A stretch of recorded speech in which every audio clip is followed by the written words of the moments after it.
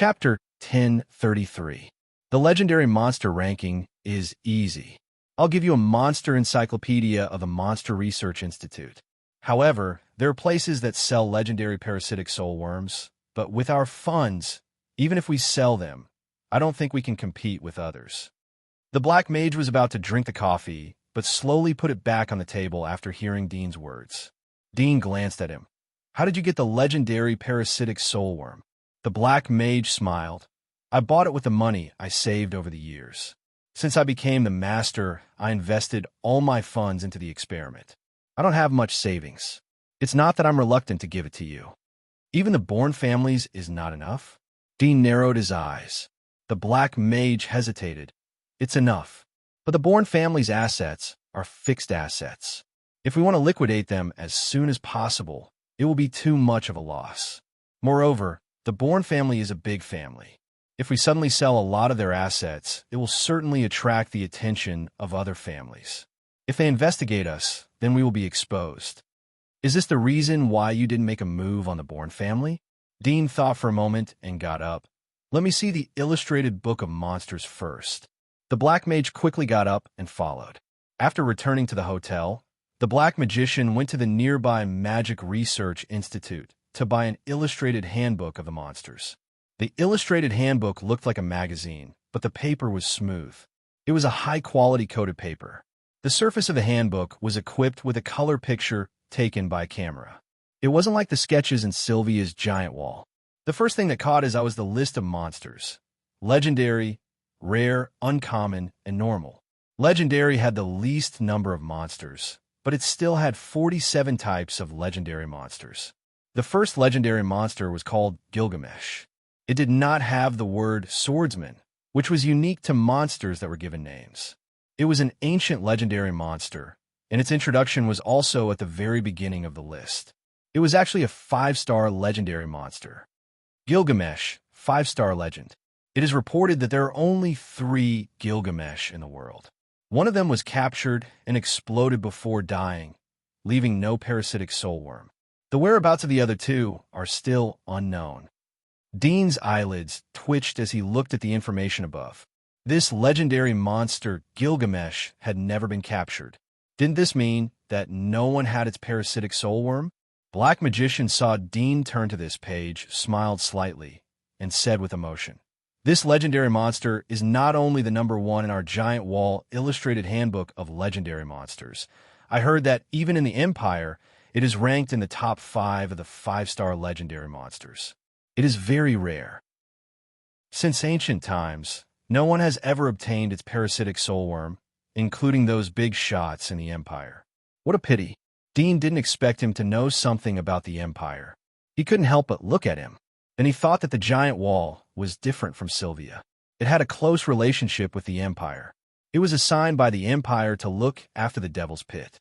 It was normal for the residents here to have more contact and understanding about the Empire than the residents of Sylvia. His eyes fell on the blurred picture below. It was a picture taken by camera, but maybe the focus was not right, so it was a bit blurry. Generally speaking, it was in a vast forest. A huge monster with a humanoid body was walking in the forest. Its arms were extremely long, almost reaching its knees. There were sharp blades on its arms, as well as vine tentacles. The monster's head was like a tree branch with its leaves cut off. It had irregular sharp horns. Its whole body had a silver-white, streamlined body. It was very strange. The most eye-catching thing was that it had 4 huge wings on its back. They were like erect black blades. Dean looked carefully and found that the forest under its feet was only up to its knees. It must be known that most of the trees in this world had already grown crazily under the influence of nuclear radiation. Especially in the forest, the trees were generally 20 to 30 meters high. If it was according to this ratio, wouldn't Gilgamesh be more than 150 meters high? Dean's pupils shrank. He felt an inexplicable shiver. This wasn't a storybook, but reality. A monster with a height of more than 150 meters was living in the same world as him. They were only separated by a giant wall. Just thinking about it made him shudder. It wasn't a problem to stop the average monster with the height of the giant wall. But in front of a monster like Gilgamesh, wasn't it just a matter of jumping? Dean couldn't imagine that such a huge creature could grow on the earth. It wasn't expansion, but rampage. The sense of crisis was very strong. But soon Dean calmed down. There was an ancient Chinese saying that if the sky collapsed, there would be a tall one to support it. If such a monster appeared in front of the giant wall, the weak civilians and the tall ones would be the most unlucky ones. Freemen like them could leave at any time. Resistance, 7 stars. Speed increase, 7 stars. Physique increase, 7 stars. Dean saw the following introduction, but it was marked as experimental speculation. The data was detected from Gilgamesh's severed limbs. It was the first time for Dean to see a 7-star evaluation. The highest he had seen before was only 5 stars. He thought that 5 stars was the limit. It seemed that the power contained in Gilgamesh was beyond the concept of ordinary legendary monsters. The basic increase in all aspects was estimated to be comparable to the increase in speed of low-level legendary monsters. The second legendary monster was called Leo. It was also an ancient legendary monster. From the name, it could be seen that this was a monster that controlled lightning. Its body contained extremely terrifying electricity. It fed on lightning and thunderbirds. Some people said that it was the king of thunderbirds, but others said that it was the nemesis of thunderbirds, or even the bane of thunderbirds. However, it was also because of its simple living habits that it was easy to be captured. As long as thunder or thunderbirds were used as bait, it would be easy to lure it. Although it was strong, humans had always been used to defeating the strong with the weak. This was the unchanging ability of humans in all things on Earth. Leo was also a 5-star legendary monster. The basic increase in all aspects was 5 stars. Leo's magic mark had the ability to control electric current and was immune to all electric shocks. Dean saw that it was immune to all lightning. He knew that this statement was not rigorous enough. Even if the body cells transformed by Leo's magic mark could accommodate lightning, there was a limit. Even Leo itself couldn't bear all lightning. After all, lightning was the same as flames. There was no upper limit to its power. Dean continued to turn down the list. 4-star legendary monsters. From Gilgamesh to the third legendary monster, the difference in ability and rarity was dozens of times. It was almost a fault-like decline. The Black Magician noticed Dean's look and guessed his thoughts. He explained, "This Gilgamesh is a famous legendary monster in the entire empire. If it hadn't appeared in our area, it wouldn't have been recorded in our giant wall illustrated book. This Leo is our local legendary monster. More than 200 years ago, the third giant wall lord hunted a young Leo and inherited its magic mark. Later he was transferred away. I heard that he went to the empire to become a high-ranking official. This made his descendants not only live a happy life, but also brought the advanced technology of the empire to our giant wall. I know, each illustrated book only records the legendary monsters that have appeared in the giant wall territory." Dean indifferently responded. He estimated that the real list of legendary monsters could only be seen in the empire. In the giant wall of Sylvia, there was only one 5-star legendary monster, Dream Breeder. Moreover, it had appeared before, but no Sylvian had ever obtained the magic mark of Dream Breeder. After finishing the legendary book, Dean continued to read the rare book. There were 271 kinds of rare monsters. It was a rich variety. Dread? Dean saw a familiar name. He didn't expect that there would be Dread in the giant wall. It was one of the top 10 rare monsters in Sylvia, but here it was ranked 42nd. The past slowly poured into his mind. Dean was silent for a moment, then slowly recovered. He tidied up his mood and continued to read. 2 hours later, the thick monster illustrated handbook was completely flipped by Dean. "These are the parasitic soul worms of these 7 monsters. Help me see where I can get them." Dean handed the 8 names of the monsters to the Black Mage. The Black Mage realized why Dean wrote down these names. He glanced at the book and saw that there were no legendary monsters. He was relieved, but thinking that these 8 were rare monsters, he suddenly felt a headache.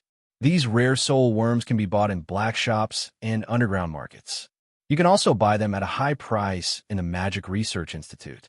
But the price of these 8 rare soul worms is not less than a legendary soul worm. Although legendary soul worms are hard to come by, but rare soul worms are usually priceless.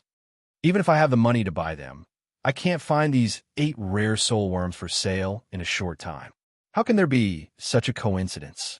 Unless we go to the Magic Research Institute to buy them. They supply them all year round, but the price is half the price of a legendary soul worm. Then let's go to the Magic Research Institute to buy one first. Dean said. The black mage slightly opened his mouth. He couldn't wait to slap himself. This? Which one do you want to buy first? The black mage felt that his heart was bleeding. Dean took a look and chose a rare monster called Tortoise. This monster was good at defense and hiding. Both abilities were excellent. Generally, when a tortoise encountered a monster stronger than itself, it would turn its whole body into a rock. It could not only enhance its defense, but also hide its aura. At the same time, it could also turn into a rock for ambush and sneak attack other monsters. The black mage's eyelids twitched. I know. I'll go and ask if there are any. I'll wait for you outside. Dean patted the black mage's shoulder. The black mage smiled in his heart. It was clear that Dean was afraid that he would deliberately say no and deliberately eavesdrop. The black mage disguised himself and entered the Magic Research Institute. It didn't take long for him to come out. He looked at Dean. Our luck is good. There is one. I have paid the deposit, and it is being dispatched from the headquarters. It will arrive tomorrow. Dean nodded. He had already heard the exchange. Let's go back. The next day, the turtle shell's soul worm was retrieved from the Magic Research Institute. Dean took the black mage to the remote manor where the lightning filter was stored. He took a drop of the turtle's soul worm's blood and put it into the lightning filter. He was relieved when he saw that the final landscape of the blood was like an icicle. Although he hadn't used the lightning filter to see the clone soul worm in the temple of the Cargel giant wall. But he expected that the soul worm had combined with the origami factor. The final landscape will be different. The deified soul worm was a pit. Once it was used up, it would be hopeless to turn into an abyss. It seems that the Magic Research Institute has cultivated a lot of soul worms. It shouldn't be a simple coincidence. Dean was curious whether the Magic Research Institute had mastered the breeding method of soul worms. But it was useless for him. Even if he had a way, he expected that the materials and resources needed were not trivial. It was a big deal. He had no fixed residence, so he couldn't manage it. For him, the most important thing was still power. With power came status and everything else. After all, since the ancient times, only power could lead to the highest level. It was just like in the olden era, for those who worked for a living, education was the best stepping stone. But for the society, money was the hardest skill. Even if you were a waste, you could be supported by the people with money. For those countries, the strongest weapon was nuclear weapons. Nuclear weapons had the capital to negotiate. Otherwise, no matter how good the country's culture and economy was, it was just a fat pig that could be slaughtered at any time. I can't kill you, but it will make you stronger. If I don't die, then the heart will be able to withstand my squandering. 7 kings of the empire, wait for me. Dean's eyes flashed. The most efficient way to find Aisha was to become one of the 7 kings and gather all the power of the giant wall to search the entire territory of the empire. In any case, Aisha was in this territory. Dean took a deep breath and cut a small slit on the body of the tortoise soul worm. It looked a bit like a cockroach, but its body was grayish-white. At this moment, cold, light black blood dripped from its body and fell into the wound on his palm. Absorb it and prove that my guess is right. Dean silently closed his eyes and prayed in his heart. Chapter 1034. Dean quickly cut the wound, took out the blood from inside, and put it into the thunderbolt filter for analysis. Soon he found that the final landscape in the blood had changed. The blue ball was surrounded by a faint ring of stars. Did this mean that he had mastered the power of magic marks? Dean was happy and looking forward to it. He moved his fingers and stimulated the power of the magic marks like in the past. He injected his blood into his fingers and tightened the meridians between his fingers. His fingers turned into a white stone palm in the blink of an eye. It was really done. Dean was so excited that he almost jumped up. He hadn't been so excited for a long time. The experiment was confirmed, so his conjecture was correct. His body could accommodate a variety of magic marks. After the excitement, Dean quickly thought of the magic marks of the splitter. He immediately stimulated the splitter's magic marks. There was no hindrance as a sharp thorn extended from his back. He tried to use the splitter's magic marks on his palm. A strange scene appeared. His arm turned into a stone splitter. It looked like a stone scythe. The overlapping of magic marks.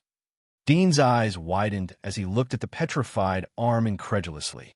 He felt that his whole body was about to be petrified. It was incredible. The first thing he thought of was the terrifying possibility of this result. After a long time, Dean slowly recovered. It was still difficult for him to adapt and accept such a reality. He suddenly felt like he was dreaming. It felt like he had suddenly gained the power of God from an ordinary person.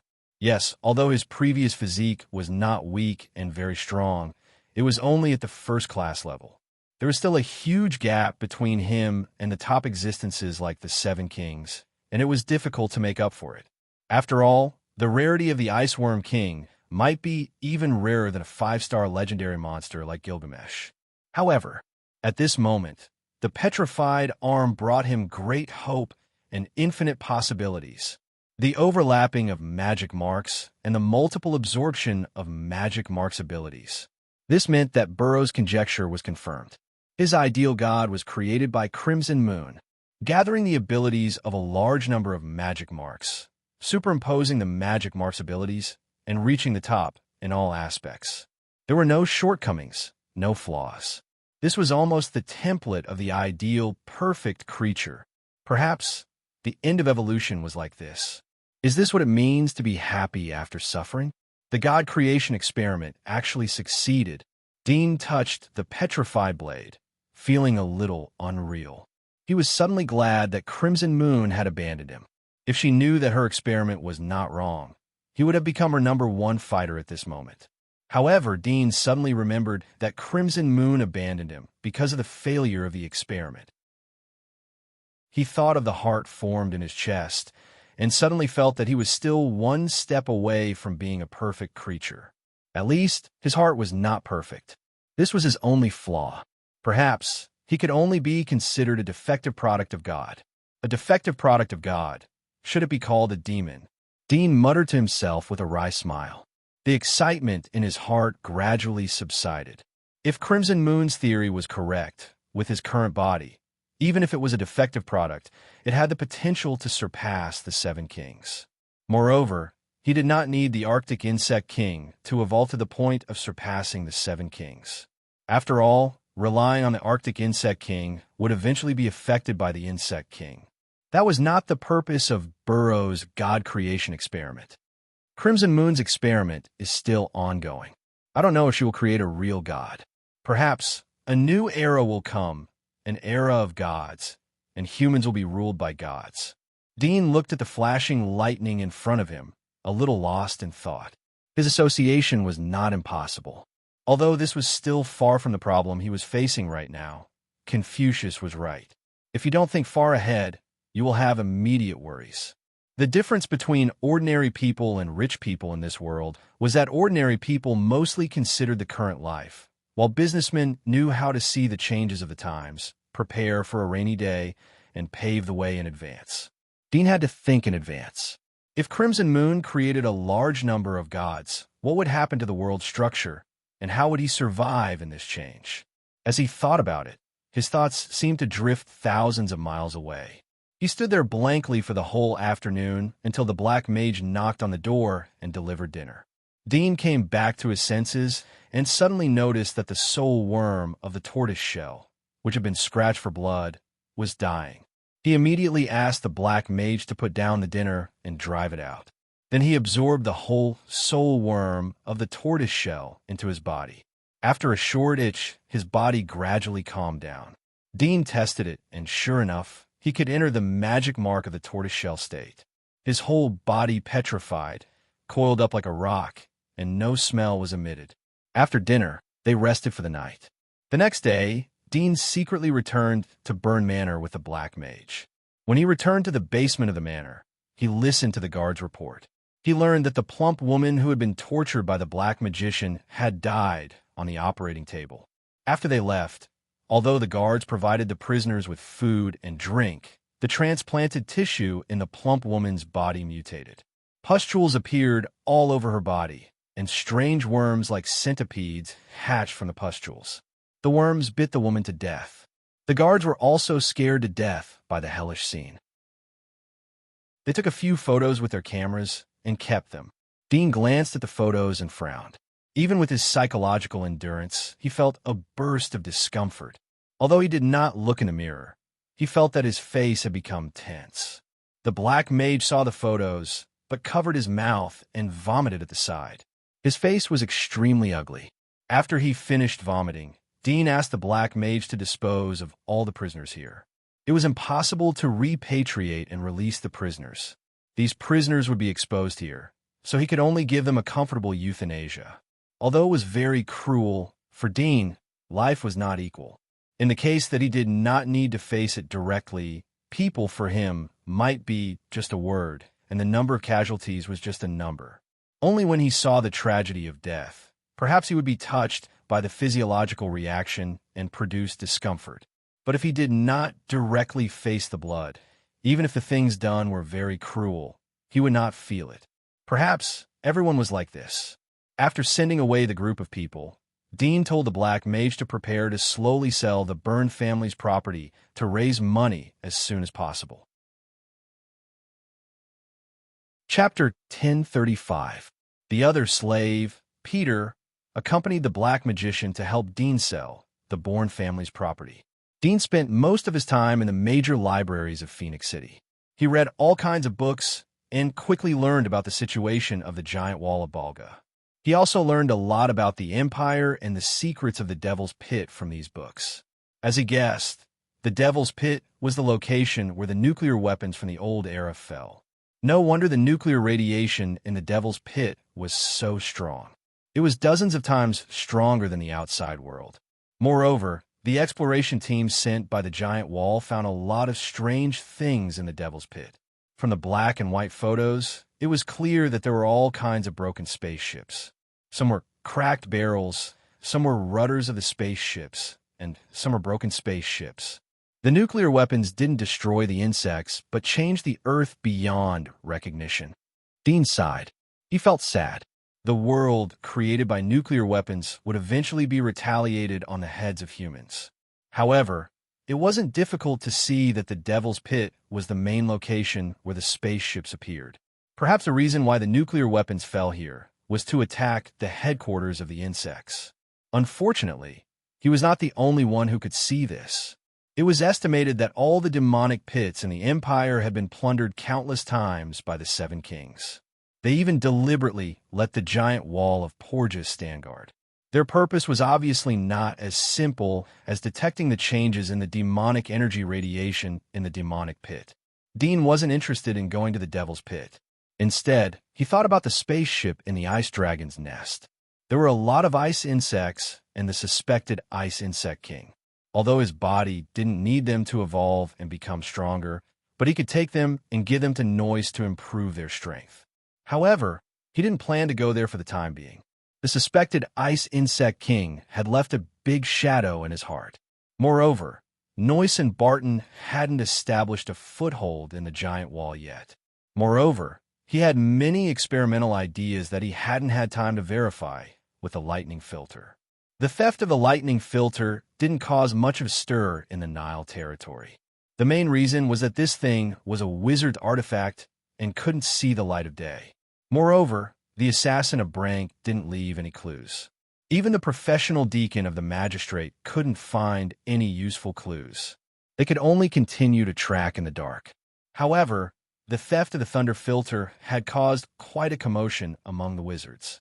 Rumors spread like wildfire, and there were all sorts of speculations.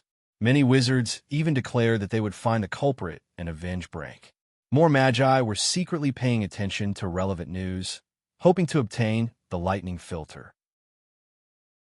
Half a year passed in the blink of an eye. Time passed quickly. Noyce, Barton, Macon, and others had taken root in the giant wall of Berga. They had their own identity. Some were lawyers, some were musicians, some were admitted to the Knights' Hall, and some were mixed into the magistrate as apprentice knights. Everyone was like a big net. Under the intentional arrangement of Noyce, they were scattered into various circles of the giant wall. In the past 6 months, Dean's harvest was the greatest.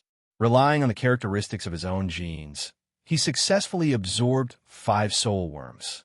Coupled with his own abilities of Splitter and Sun Bee soul worm, it was equivalent to having the abilities of 7 soul worms.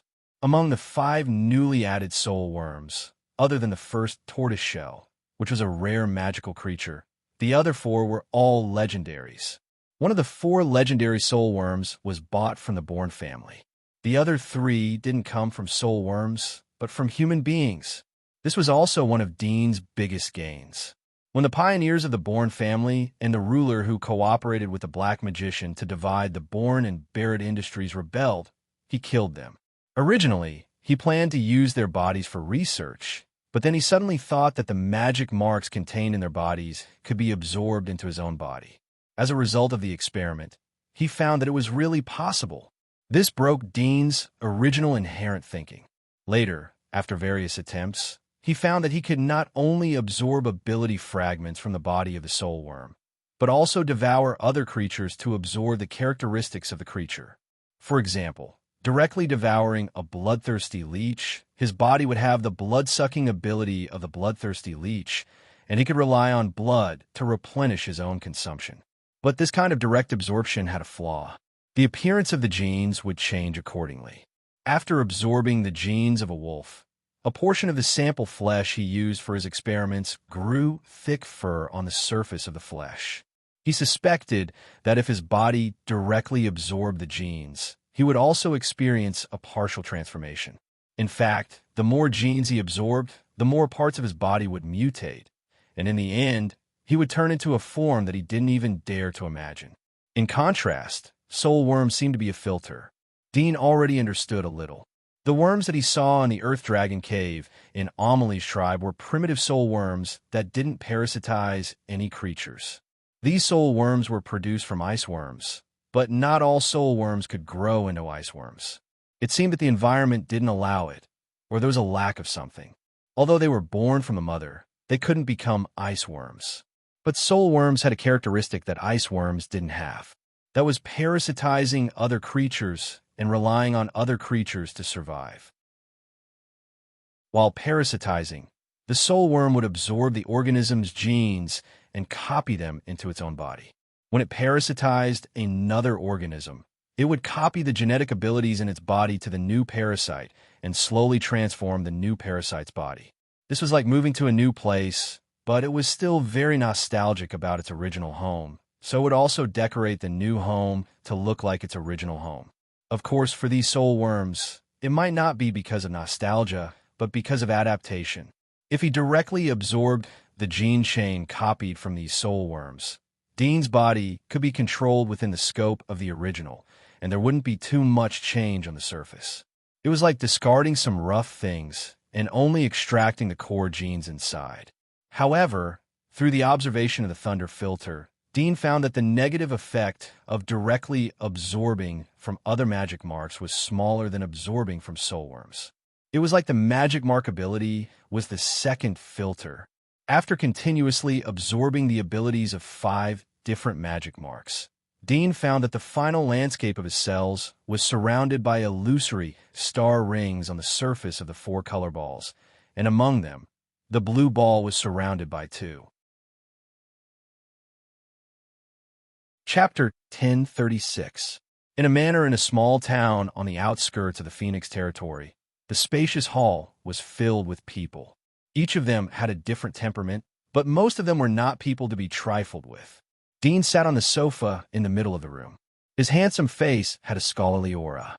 He looked around and saw that Noyce, Sergei, and others had arrived. It's not a big deal. I'm going to leave in the near future to find something. I'll be back in a few months. You don't have to worry about it. Continue to lurk according to the original plan. Everyone looked at each other with some doubts and reluctance. They knew that Dean would not change his decision for them. Noyce's heart sank as he heard Dean's words. Although he expected such a day, but he didn't expect it to come so soon. He bit his teeth. "Master, I want to go with you." "Me too." Macon next to him quickly said. "I'll go too." Aurora also quickly raised her hand. "Teacher, me too." Edward hurriedly called out. "There's still us. I want to go too." The others did not want to be left behind and quickly expressed their opinions. Dean raised his hand to suppress the noise. He looked at the sadness in Noyce's eyes. "It's not like I won't come back. You will only hinder me if you follow me. Noyce, I'll need you to take care of this place while I'm gone.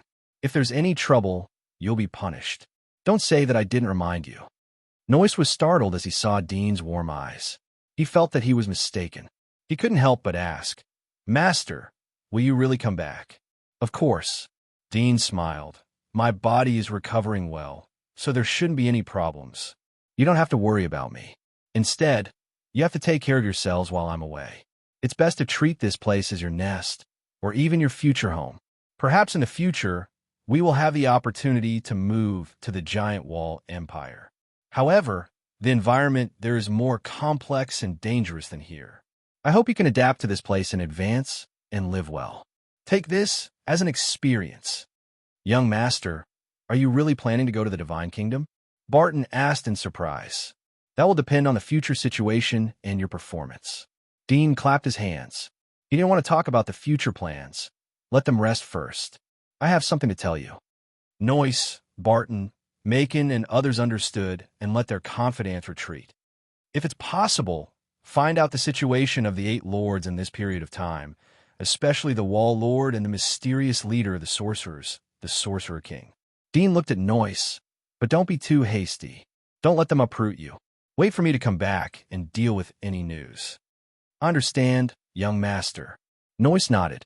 "I'll leave Peter and the Dark Wizard to you. Although they are stronger than you, but they can't see the light of day. Deal with them and use them as much as possible." Dean said to Noyce. "Yes, young master," Noyce said seriously. Sergei said, "Young master, those 2 are lords. We're still in the inner wilderness. What if they don't listen to us? Isn't it too dangerous?" Noyce didn't wait for Dean to speak as he looked at him. "Use your brain. We have their weakness in our hands, and the young master is behind us. They won't dare to go against us. Don't forget how the young master dealt with the enemies who were stronger than the young master." Sergei scratched his head, "But the young master is the young master, and we are us. Can we deal with them?" Noyce rolled his eyes. "Do you think I'm following the young master for nothing?" Dean smiled and looked at his pocket watch. He saw that the curfew time was coming. He asked Noyce to dismiss his confidants and let them return to the city ahead of time. On the second day, when Dean was ready to leave Balga, a huge airship suddenly appeared outside the giant wall. The bright silver hull reflected the sunlight like a rainbow arc. The ship, the sails, and the hull were exactly the same as the ship. The only difference was that the bottom of the ship was ejecting red and blue flames like a rocket. Behind the airship was a rain of locusts. When they got closer, they could see that it was an air-jet airship. This airship was relatively small and could carry no more than 5 people. But the number of airships was very large. They were all over the giant wall, surrounding the airship that was the size of an aircraft carrier. It looked extremely spectacular, like a dream. Dean had just backed up the purified water needed in the wilderness. As soon as he opened the window, he saw the shocking scene. He felt like he was watching a science fiction movie. Moreover, it was an interstellar war. What's the situation? Dean was confused. The residents who got up early in the giant wall also saw this spectacular spectacle. In front of the windows and on the road, the residents all looked up with a blank face. Dean used his binoculars to see the strange pattern engraved on the hull of the huge airship. It was a blood-red twisted vine. It was the emblem symbol. Seeing this symbol, he heaved a sigh of relief. He had seen this symbol before. It represented one of the 7 kings of the empire, the Bloodthorn King. He had learned about it from Felicia. Later, when the Bloodthorn King went to besiege Burrow, he had also seen his appearance and the symbol on his armor. I thought it was an alien invasion. Dean slightly curled his lips. His eyes swept over the huge spaceship and the many airships next to it. The golden light flashed in his eyes. Soon he saw the internal structure of the spaceship and the airships. He found something strange. The internal energy of the spaceship didn't rely on aviation gasoline, but a huge crystal. The crystal was like a battery. It was connected to a dense network. A steady stream of special energy was transmitted from the crystal to the propeller of the airship. The energy would turn into a flame and propel the airship. In addition, the airship didn't only rely on the flame to propel it. There were many rows of vents under the hull. It was like an air conditioner. The gap between the vents would produce a strong wind to support the airship. Moreover, the exhaust was active. It could adjust the angle and control the direction. Is this the technology of the Empire? Dean slightly narrowed his eyes. The energy output of the crystal was as transparent as a crystal. However, the crystal would never be converted into such a strong energy. This technology was ahead of the old era. The speed of the airship slowed down. It slowly approached the center of the giant wall. The surrounding airships were scattered like locusts. They gradually gathered together like a big net. Dean frowned as he saw the trajectory of the spaceship. It seemed that the spaceship was going to stop at the giant wall. Was there something terrifying in the sixth devil pit that was guarded by the giant wall? Did it come to crusade against it? Dean was lost in thought. He was not only thinking about the purpose of the airship, but also the information brought by the airship. It was the technology of the Empire. He didn't know how advanced the technology of the Empire was. However, he knew that the electric light had appeared on the giant wall as early as 150 years ago. It must be known that the total time for people in the old era to use electric light was less than 150 years ago. In other words, the civilization level of the Empire was not inferior to the old era. Moreover, if the electric light came from the Empire, then who knows how many years it took for the Empire to introduce it to the giant wall. Just like Sylvia, who didn't learn to use electricity for more than 300 years. If the giant wall didn't have the task of guarding the sixth devil pit, then perhaps the fate of the giant wall wouldn't be far from Sylvia's. He suddenly thought that the Empire was deliberately suppressing the technology inside the giant wall, just like how the nobles in the inner wall monopolized the technology. Was the purpose of this just stupid greed and selfishness? It must be known that the life of the Empire wasn't easy. They had to resist the invasion of foreign races at the border.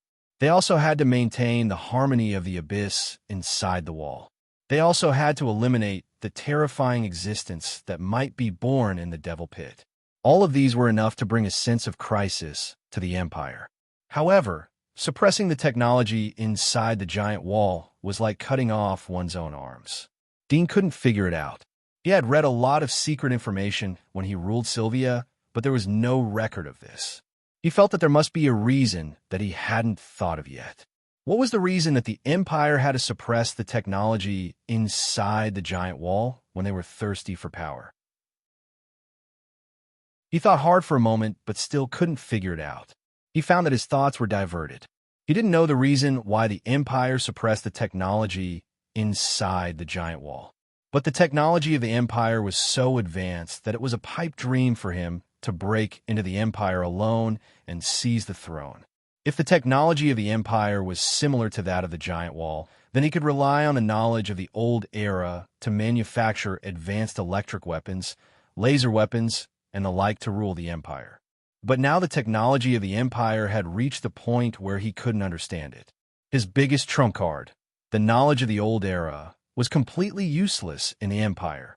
This meant that if he wanted to be the king of the Empire, then he had to learn the technology of the Empire as soon as possible and then surpass it in the field of science and technology.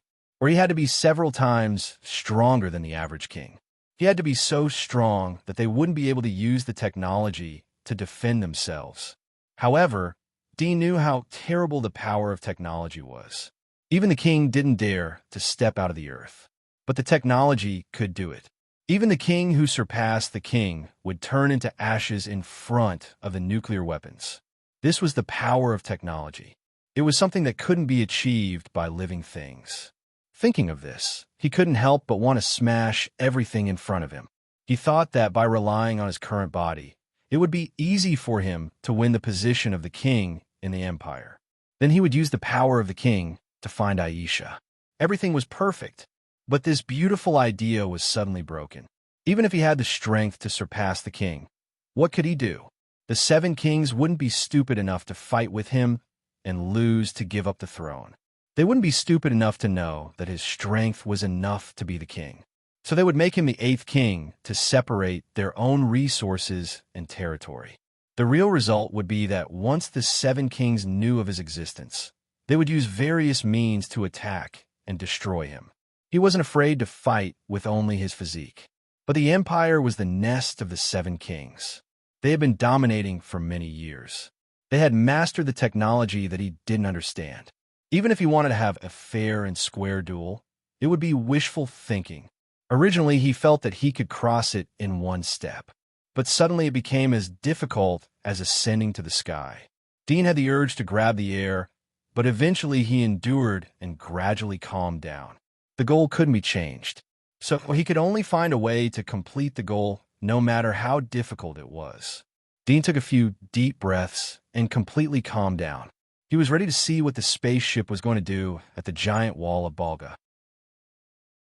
At 5:00 in the afternoon, Dean looked at the sky full of airships following the spaceship in the sky. They left the sky and went into the distance until they completely disappeared. Dean immediately looked for Peter and Black Magician to find a way to inquire about the purpose of the spaceship. Both of them were pressured by Dean. They spent a lot of money to carefully inquire about the information from various channels. Finally, they brought back the information and reported it to Dean. I heard that there's a war in the south of the Empire. This spaceship belongs to the 7th Legion under the command of the Blood-Thorn King. They're going to the southern border as reinforcements. It seems that the elder brother of the Wall King is the commander of the 7th Legion. The information that the two of them brought back was more or less the same and could be considered reliable. Dean knew that the information was reliable when he heard them mention the Blood-Thorn King. But the information brought back by Peter surprised Dean. He didn't expect that the elder brother of the Balga Giant Wall was working for the Blood-Thorn King. It seemed that the giant wall of Balga was also under the jurisdiction of the Blood-Thorn King. Regardless of whether the information was true or false, the war in the south made Dean a little concerned. He remembered that Felicia had said that the Empire was surrounded by enemies on all sides. The Fire Dragon clan from the east, the Troll clan from the south, and the Snow Ape clan from the north. The west side was the best. It faced the sea, so there were few battles. But often when the tide rose, there would be a big mess. Even the Wall of God of War could be destroyed. Compared to the turmoil on the other 3 sides, the west side didn't move. But if there was a problem, it would be a big problem. Chapter 10:37. Although he was curious and wanted to see, Dean didn't plan to follow the footsteps of the Blood-Thorn Legion spaceship. His original plan was still the same, but he included the southern border into his future itinerary. Dean left the giant wall that night. The full moon hung high in the sky. The sound of frogs croaking and strange hissing in the dark forest outside the giant wall became the eternal music of the world outside the giant wall. Dean carried his backpack and rushed all the way to the east. After midnight, Dean had completely left the area that was reclaimed by the giant wall and came to the abyss. He didn't stop but kept flying at a low altitude and hurried on his way. From time to time, Bloody Mouse would jump out from the ground to bite him, but he easily dodged them. Sharp blades shot out from his body and sliced through the mouths. Then, his body did not stop at all and flew far away like a puff of smoke. Dean killed 7 or 8 Dominator-level monsters and an Abyss monster that blocked his way. At dawn the next day, he came to a bare hill and sat down to rest. He drank a few mouthfuls of purified water and ate a few pieces of smoked beast meat. The warm feeling caressed his face. Dean faced the morning glow and looked at the vast plain and small forest in front of the hill. He could still see the traces of the old era's road between the weeds of the plain. He suddenly felt a little lonely. In the past, when he was in the abyss, he had Aisha to accompany him. Although he talked all the way, he always had a companion. But this time, he was the only one left. The whole old era was destroyed, and he was the only one left. How could he be happy when he lived to the end? Dazed and missing, Dean sat on the hill, lost in thought. Only after a long time did he come back to his senses. Then he collected his thoughts and continued on his journey. Half a month later, Dean came to a forest with strong radiation concentration. He stood on a treetop in the forest and looked at the surrounding environment. He muttered to himself, "The ice dragon is dead, but the temperature is still so low. The snow in the forest hasn't melted. Is there a new master?" That's right. The purpose of his trip was to find the demonic insect spaceship in the Arctic frost dragon's lair. Along the way, he met a lot of monsters with ice and snow physique. The body structure of these monsters seemed to be completely different from ordinary monsters.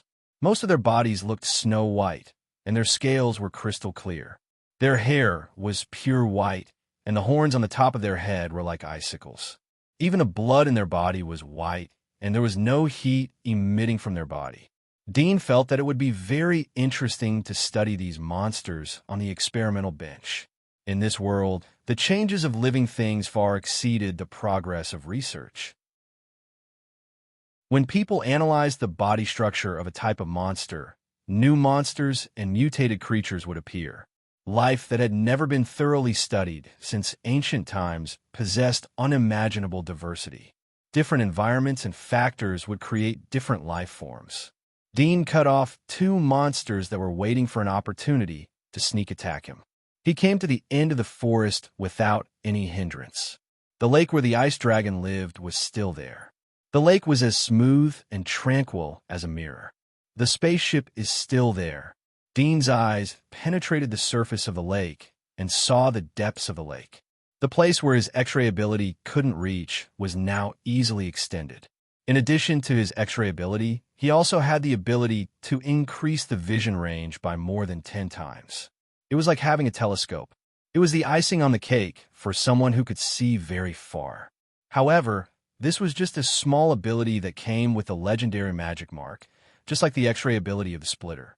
The material of the spaceship couldn't penetrate into the lake, but Dean was relieved to see that the spaceship was still there. It meant that Felicia hadn't come here yet. At this time, from the corner of his eyes, he saw a snow-white shadow entrenched on another dark reef rock at the bottom of the lake. A sea python? Dean's eyes penetrated the scales and saw the structure of its body. He quickly retracted his eyes and picked up a boulder from the ground and threw it into the lake. The mirror-like surface of the lake was suddenly broken by the waves. The snow-white sea python at the bottom of the lake suddenly opened its eyes. Its amber, dark golden pupils were emotionless. It raised its head and looked at the place where the boulder fell. Its coiled body was also slowly pulled up and swam up. Soon, Dean saw a shadow that was more than 10 meters long. He flew over and got close to the surface of the lake. The snow-white sea serpent swam under Dean's feet. It seemed to find that Dean was motionless above the lake. It gradually became restless and suddenly jumped out of the lake. Water splashed everywhere, and a bloody mouth full of sharp teeth came toward Dean. Its mouth was big enough to swallow Dean whole. A splitting blade extended from Dean's back. The dark blade fiercely swung, and the ferocious mouth was torn apart. White blood sputtered out like milk, but it was very cold like frozen water when it fell on Dean's body. The body of the white sea serpent fell into the lake and slowly sank. Dean immediately changed of place. He took a deep breath and plunged into the lake. He quickly swam toward the spaceship at the bottom of the lake. Soon, he came to the spaceship. He went through the entrance and came to a place inside the spaceship that looked like a water tank. Sticking out his head from the inside, he saw the corridor inside the spaceship. The floor of the corridor was covered with bronze steel pipes.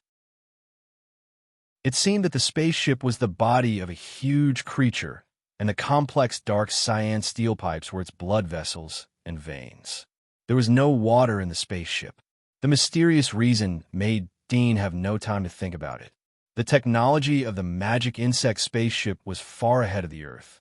It was beyond his understanding that it could cross the distant galaxy to the Earth. He wrung out the water on his body and then used the heat brought by the sun beast to dry his clothes. The water evaporated and then released all the perception of the magic marks. Ultrasonic hearing, X-ray vision, smell, and long-range touch extended from the soles of his feet, so that he could feel the movement under the metal under the soles of his feet. The sound of wind came from the corridor, and there was a very slight friction sound mixed with the wind. There was a slightly sticky feeling. Dean's mind was filled with the picture of the insect gently wriggling with sticky liquid. His eyes were dignified as he slowly walked along the corridor. He didn't know whether his current strength could suppress all the ice insects here, and also the giant insect that was being fed by the ice insects. Along the corridor, Dean saw that there were blood stains on the ground. They had long dried up, and it seemed that there was fresh blood here. After bypassing 2 aisles, a metal door was closed, and the corridor was cut off. Dean was slightly startled. Last time, this door didn't seem to be closed. It's closed here. Are they protecting themselves? Dean raised his hand and touched the door, trying to sense the situation behind the door, but he felt nothing. The range of his long-range touch was only about 4 or 5 meters, which was very limited. But it was a very strong ability in close combat. It was the ability that was drawn from the magic mark of a pioneer. Dean gently scratched the metal door with the splitting blade, but couldn't make a mark. Although it was related to the strength, it was the first time that he encountered something that couldn't be damaged by the splitting blade. The solidity of the spaceship was beyond his imagination.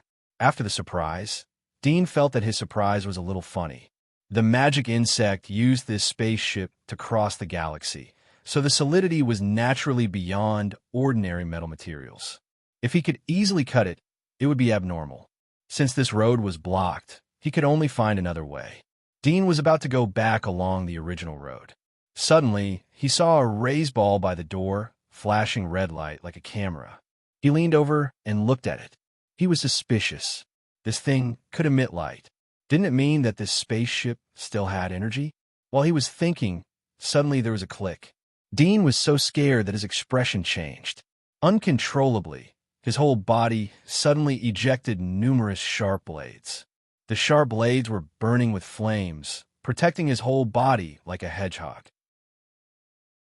The next moment, the panic in his eyes was replaced by astonishment.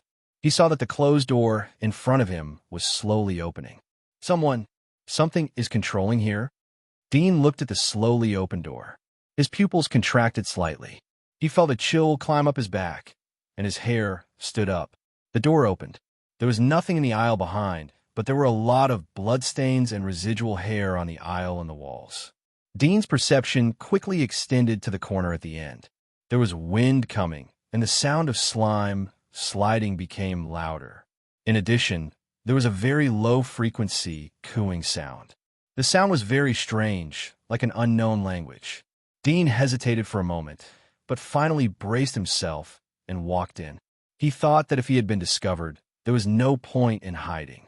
Since he was here, he might as well see what the hell was inside. Soon, he walked along the corridor and once again came to the spacious space he saw before. The strong smell of rotting corpses came from afar and filled the nearby passages. In this spacious space that looked like a church, there was a giant black tree rooted in the middle. In the middle of the giant tree, there seemed to be something like a bird's nest supporting it. Inside the nest was a snow-white insect that was nearly 3 meters tall. It was chubby, but it had extremely thin and sharp antennae on its body. The branches of the giant black tree extended around, like a giant opening its arms and legs to embrace the world. Under 2 of the thick branches hung 4 or 5 pupae of different sizes. These pupaes' heads were exposed, but their bodies were very tightly wrapped in white silk, and they were oval. These heads belonged to monsters. Some were like lizard heads, and some were like leopard heads. The Barker that Dean saw last time was long gone. With various kinds of perception, Dean found that these monsters in the pupae were not dead. Their heads were still breathing. Perhaps this was a reason why only their heads were exposed. Hiss! A familiar sound echoed. Dean turned his head and saw that there were snow-white python-like ice worms drilled out of the holes in the roots of the giant black tree.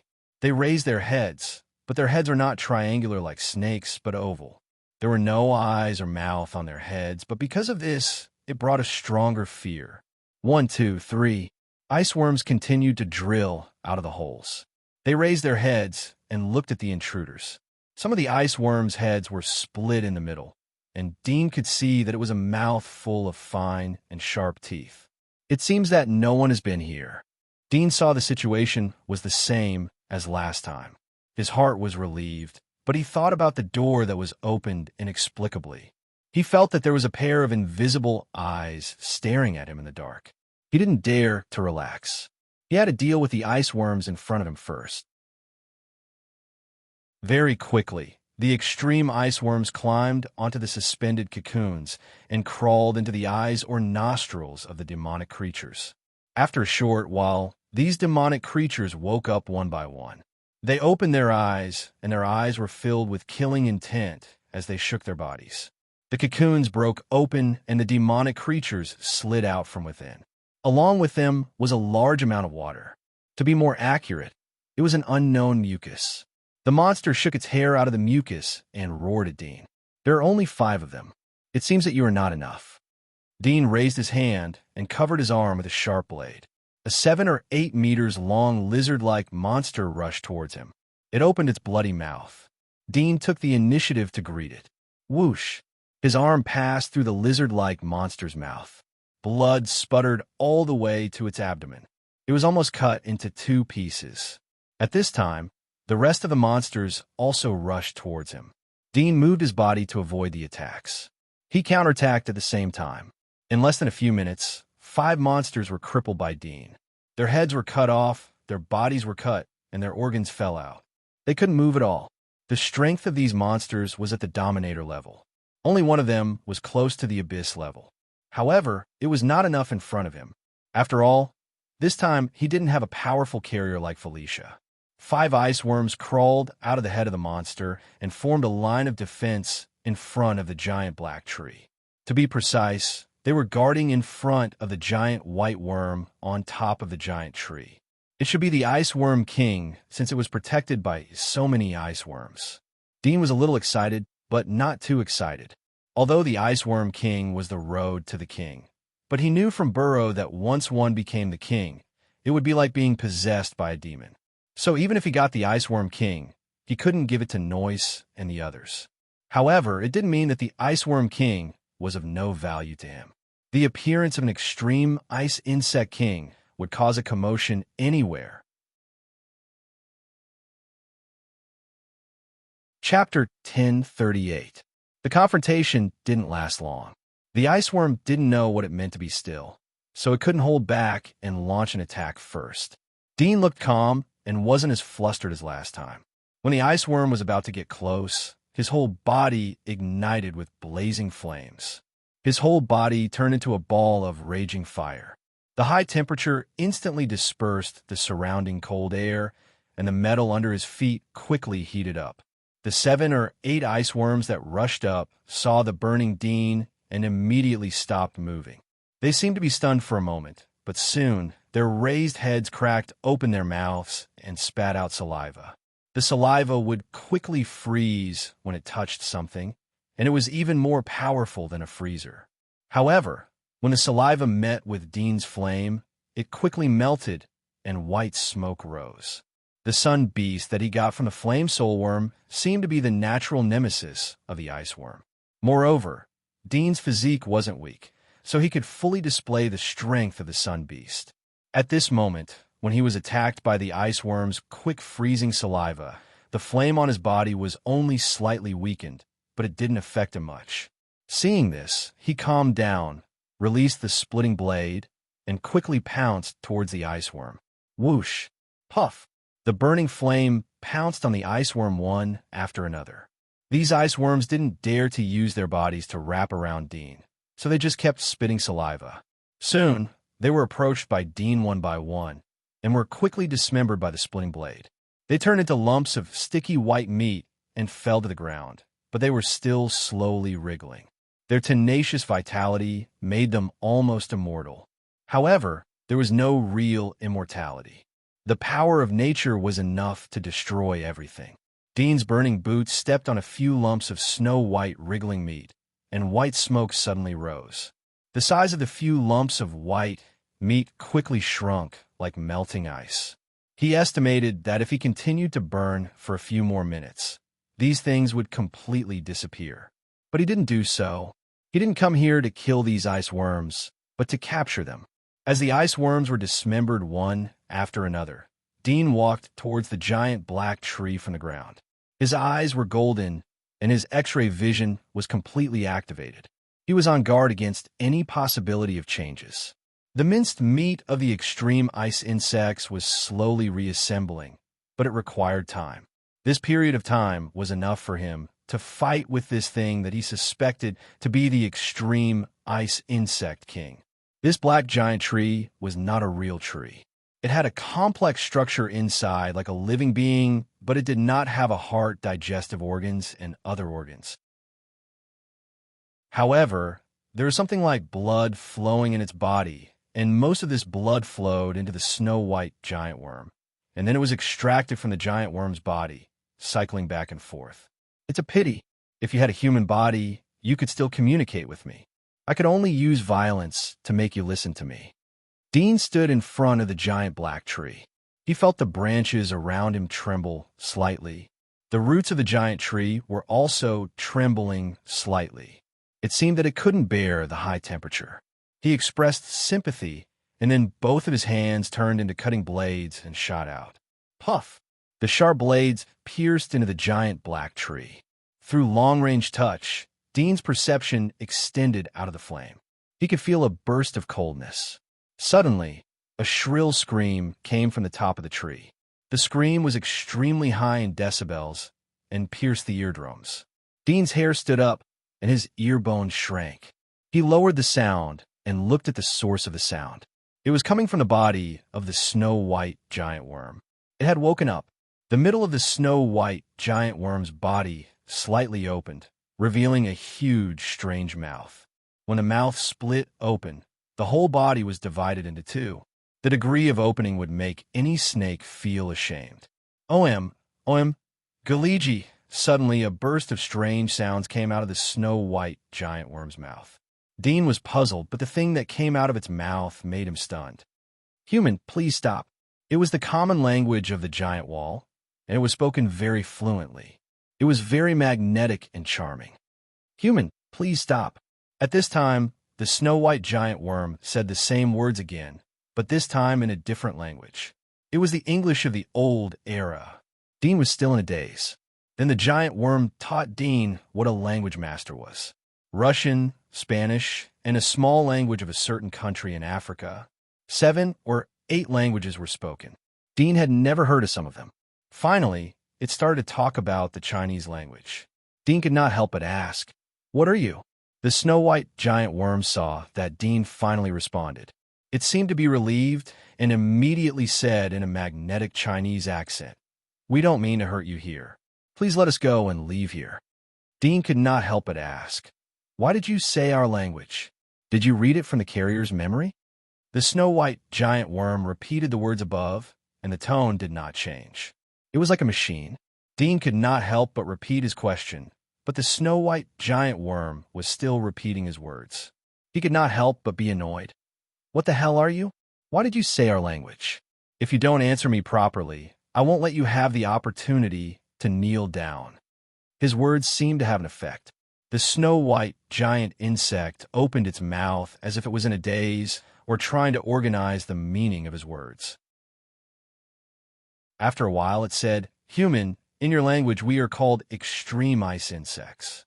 We are the ancestors of the parasitic soul insects that you use to increase your strength. We don't mean to offend you. We hope that you can let us go. We are hiding here because we don't want to be found by you." Dean was startled.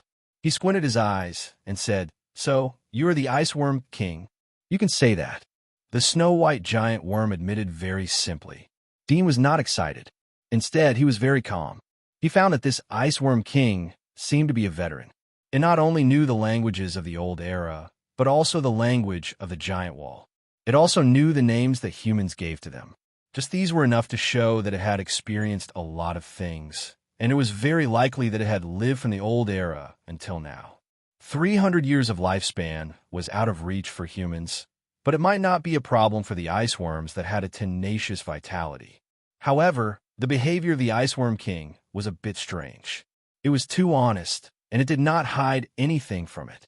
It was reasonable to say that it knew so many languages of the old era and knew the situation of the Giant Wall era. It should have been in contact with many humans and learned from them. But since it could get this knowledge, it should have learned the cunning and cautiousness of humans. It should not be so honest. Soon, Dean understood why the Ice Worm King was so honest. Perhaps it intended to let him know that it was the Ice Worm King. With Dean's current strength, the next level was the king level of the Abyss. The possibility to continue to become stronger was to absorb the Ice Worm King. Once he had this idea and absorbed it, it was equal to giving it the opportunity to control him. If it was any other Abyss, it would be ecstatic. Dean thought in his heart. If it was any other Abyss, it would be very happy. Unfortunately, he knew a lot of secrets about the king level from beyond a lookout, so he did not intend to rely on the Ice Worm King to become the king level. Dean felt that he was aware of the Ice Worm King's trick, but he did not immediately kill it. Instead, he said with a bit of joy on his face, "How long have you been hiding here?"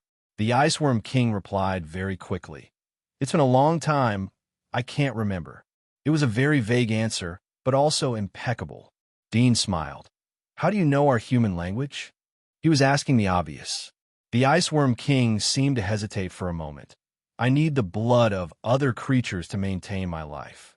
My children accidentally caught you humans when they were hunting prey, so I learned it from them." It was a very honest answer, but it concealed the specific content. Dean smiled in his heart as if he was watching the prey being caught step by step. "This is your spaceship. Are you from another planet?"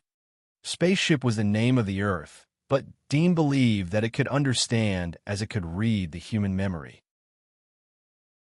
The Ice Worm King answered very quickly, and its tone was also very sincere.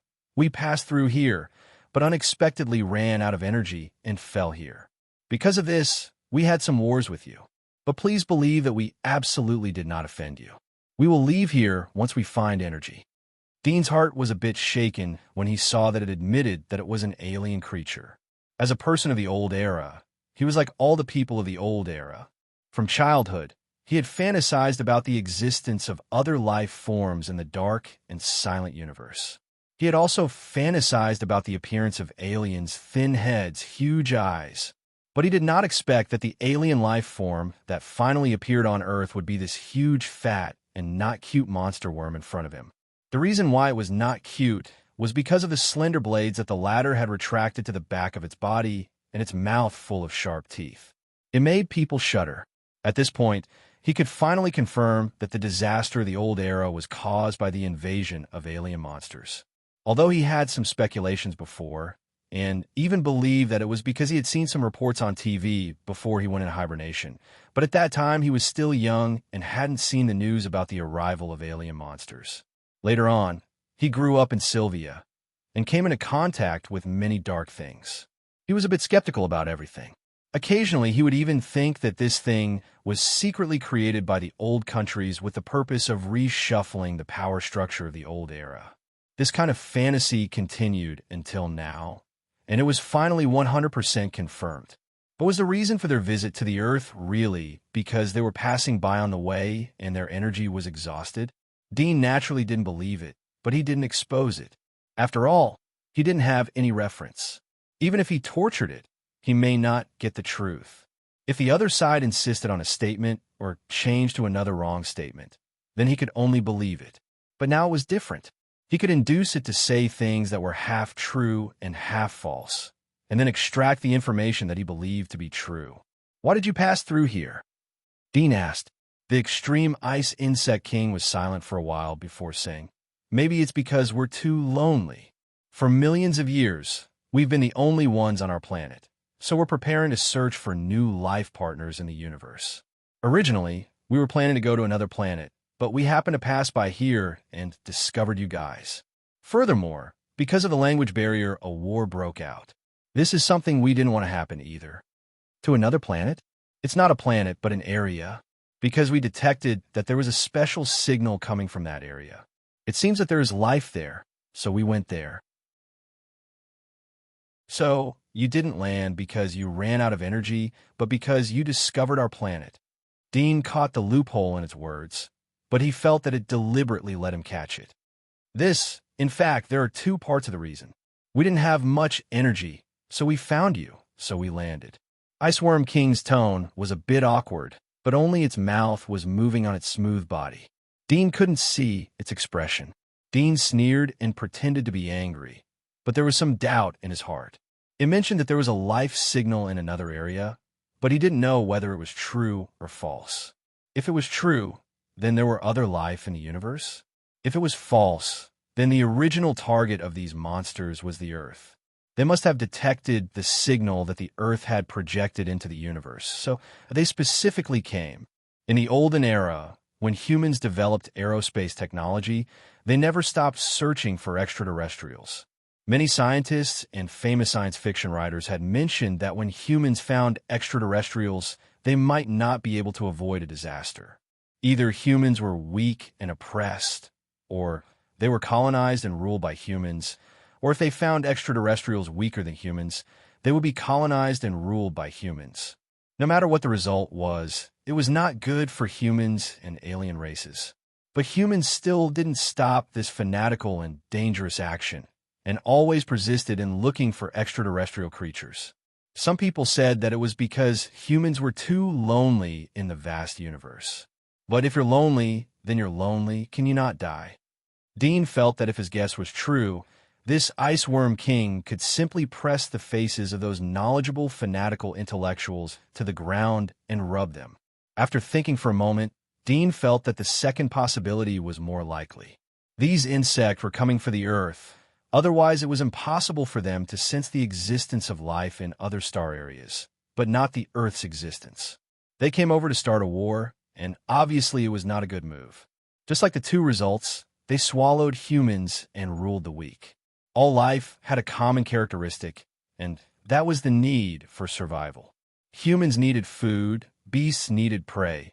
Even a tree needed water to nourish it, which was absorbed from the surrounding environment. Obviously, this was a very cliché, fundamental reason. These monsters took a fancy to the Earth's resources and environment.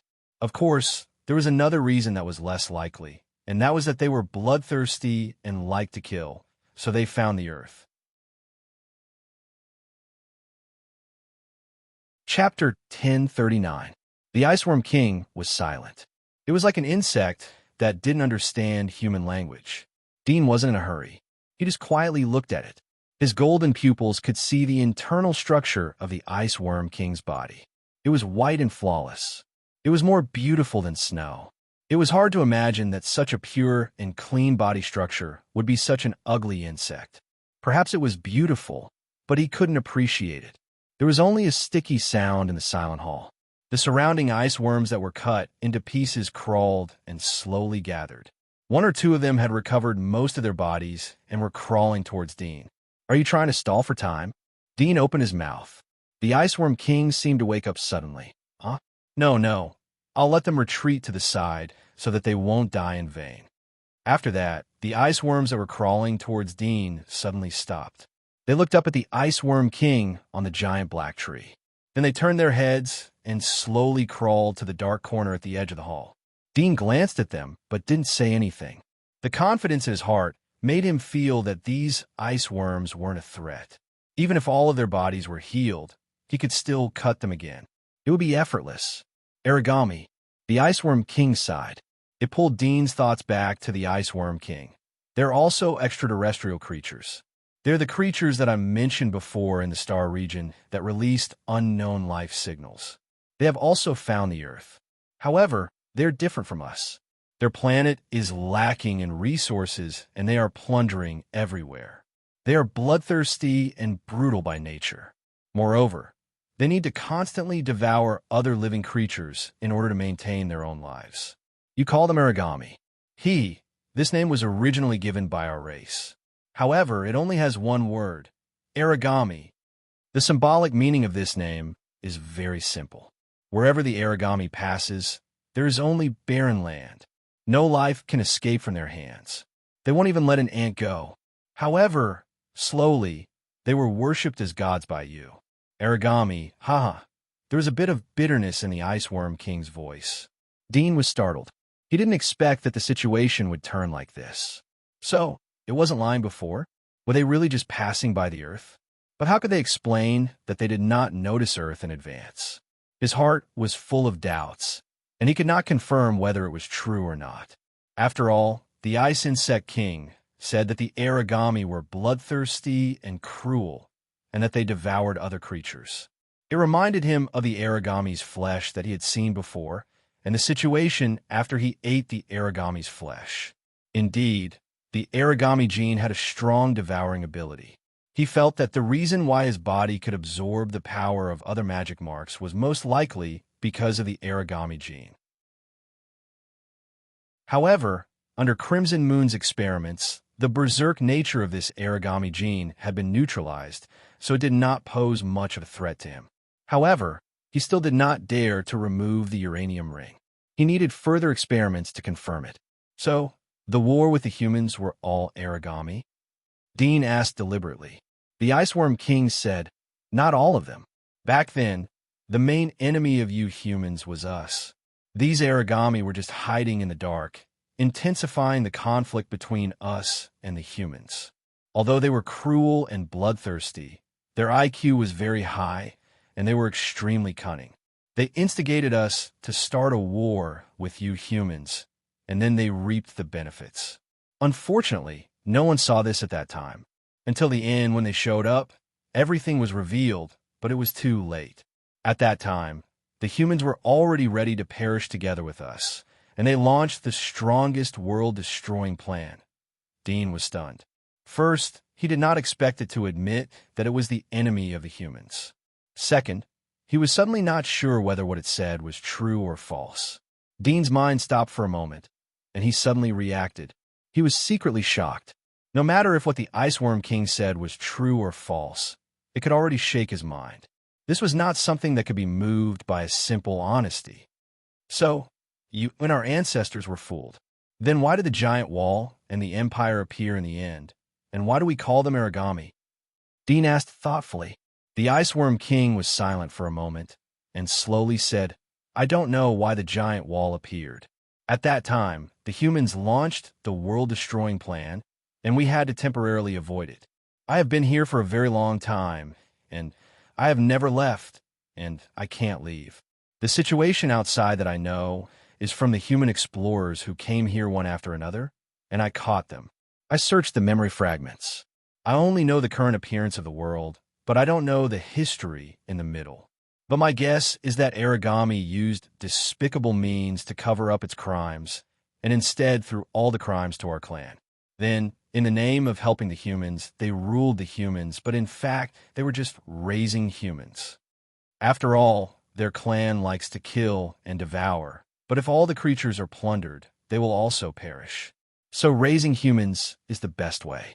You humans have excellent reproductive ability, and if you control the killing, you can use it for many years." Dean frowned. Was it really like this? He couldn't distinguish it. The Iceworm King's words were methodical, and he couldn't find fault with it. The only thing he could guess and confirm was that it should be hiding some other things. But the main thing that it said had no loopholes, and the possibility was extremely high. Even if it didn't say it, Dean may speculate like this. Raising, killing. Dean thought of the towering giant wall, and his heart suddenly burst into a burst of cold. This giant wall that was thousands of meters high was obviously not the work of humans. Did they build such a giant wall just to shelter humans? He suddenly thought of the pigs, dogs, cows, and sheep raised by humans, and his face couldn't help but slightly change. Humans used guardrails to raise pigs and sheep, but wasn't it to protect them? They were worried that they would run outside and be caught and slaughtered by others. But if they continued to stay in the guardrails, sooner or later they would be slaughtered by the masters who sheltered them. Was the ultimate fate of the residents inside the giant wall like this? Dean thought about it and felt that it was not right. He had been a master of the Sylvia Wall for many years, but he had never heard of unknown forces or characters that captured or slaughtered a large number of people. Occasionally, there would be large-scale casualties because of the improper disposal of the bodies of the refugees and the piling up of the corpses of rats in the streets, which caused plague and other disasters. If it is hidden, no, I have read the secret files, and they're the most confidential things inside the giant wall. It is impossible that there is no record in the files, unless the master of the wall and the origami are from the same nest. Dean frowned, and suddenly he thought that he had overlooked one thing. The origami are dead, so they died after building the giant wall, so they didn't have the time to carry out the plan. But soon this idea was overturned by him. He felt that the origami shouldn't be extinct from this world. After all, as the last big winner, the origami, how could they be extinct? If the origami existed, and raising humans was their purpose, then the event of human being slaughtered would inevitably be recorded. Don't ignore some of the great people who survived the dogma and justice, and their beliefs were beyond the imagination of ordinary people. Whether it was a great person or a sinner, when they reached a certain height, the firm belief they had to pay was the same. Dean raised the doubts in his heart to the Iceworm King to see its reaction and answer. I don't know, maybe it happened, but you don't know after all they did it, they wouldn't be so blatant and cause panic. Humans can unscrupulously pick a lamb from the flock and slaughter it. They don't care about the thoughts of other sheep, because humans think that these sheep have no intelligence, but you humans obviously know the fear of intelligent life, so they won't do that. The Iceworm King thought for a moment and said, "It is also possible that they said that they picked from different giant wall, so they wouldn't gather in one giant wall to harvest. Wouldn't harvest in one giant wall."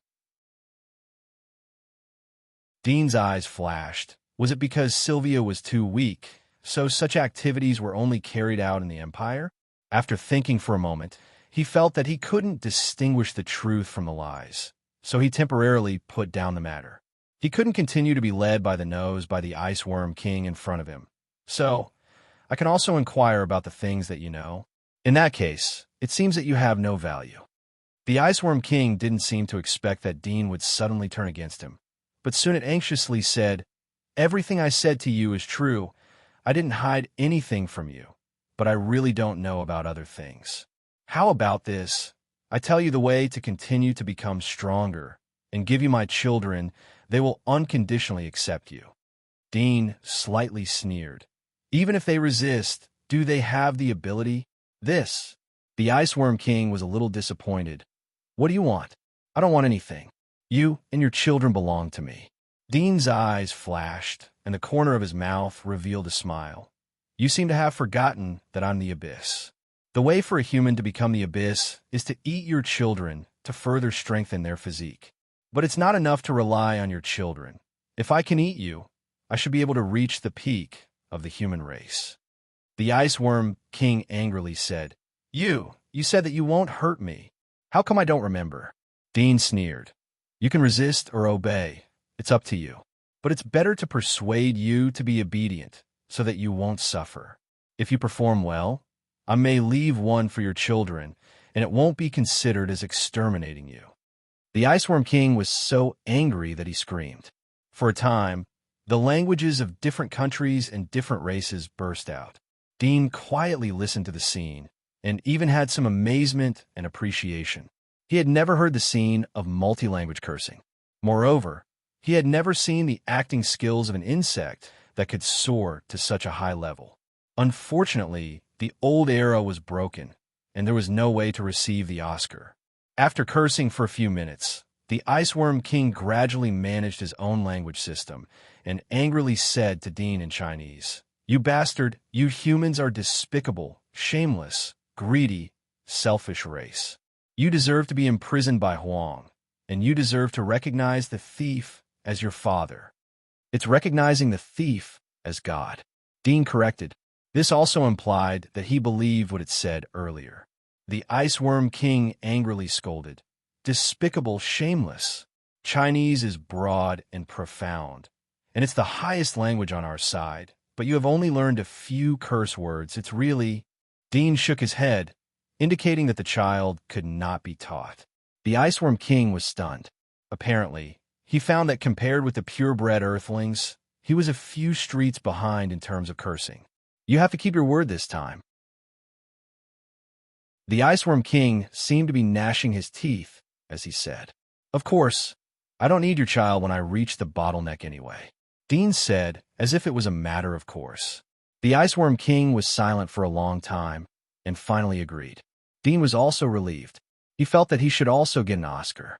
Oh no, one might not be enough. He should get a dozen. By the way, why was the door of the spaceship closed when I came in?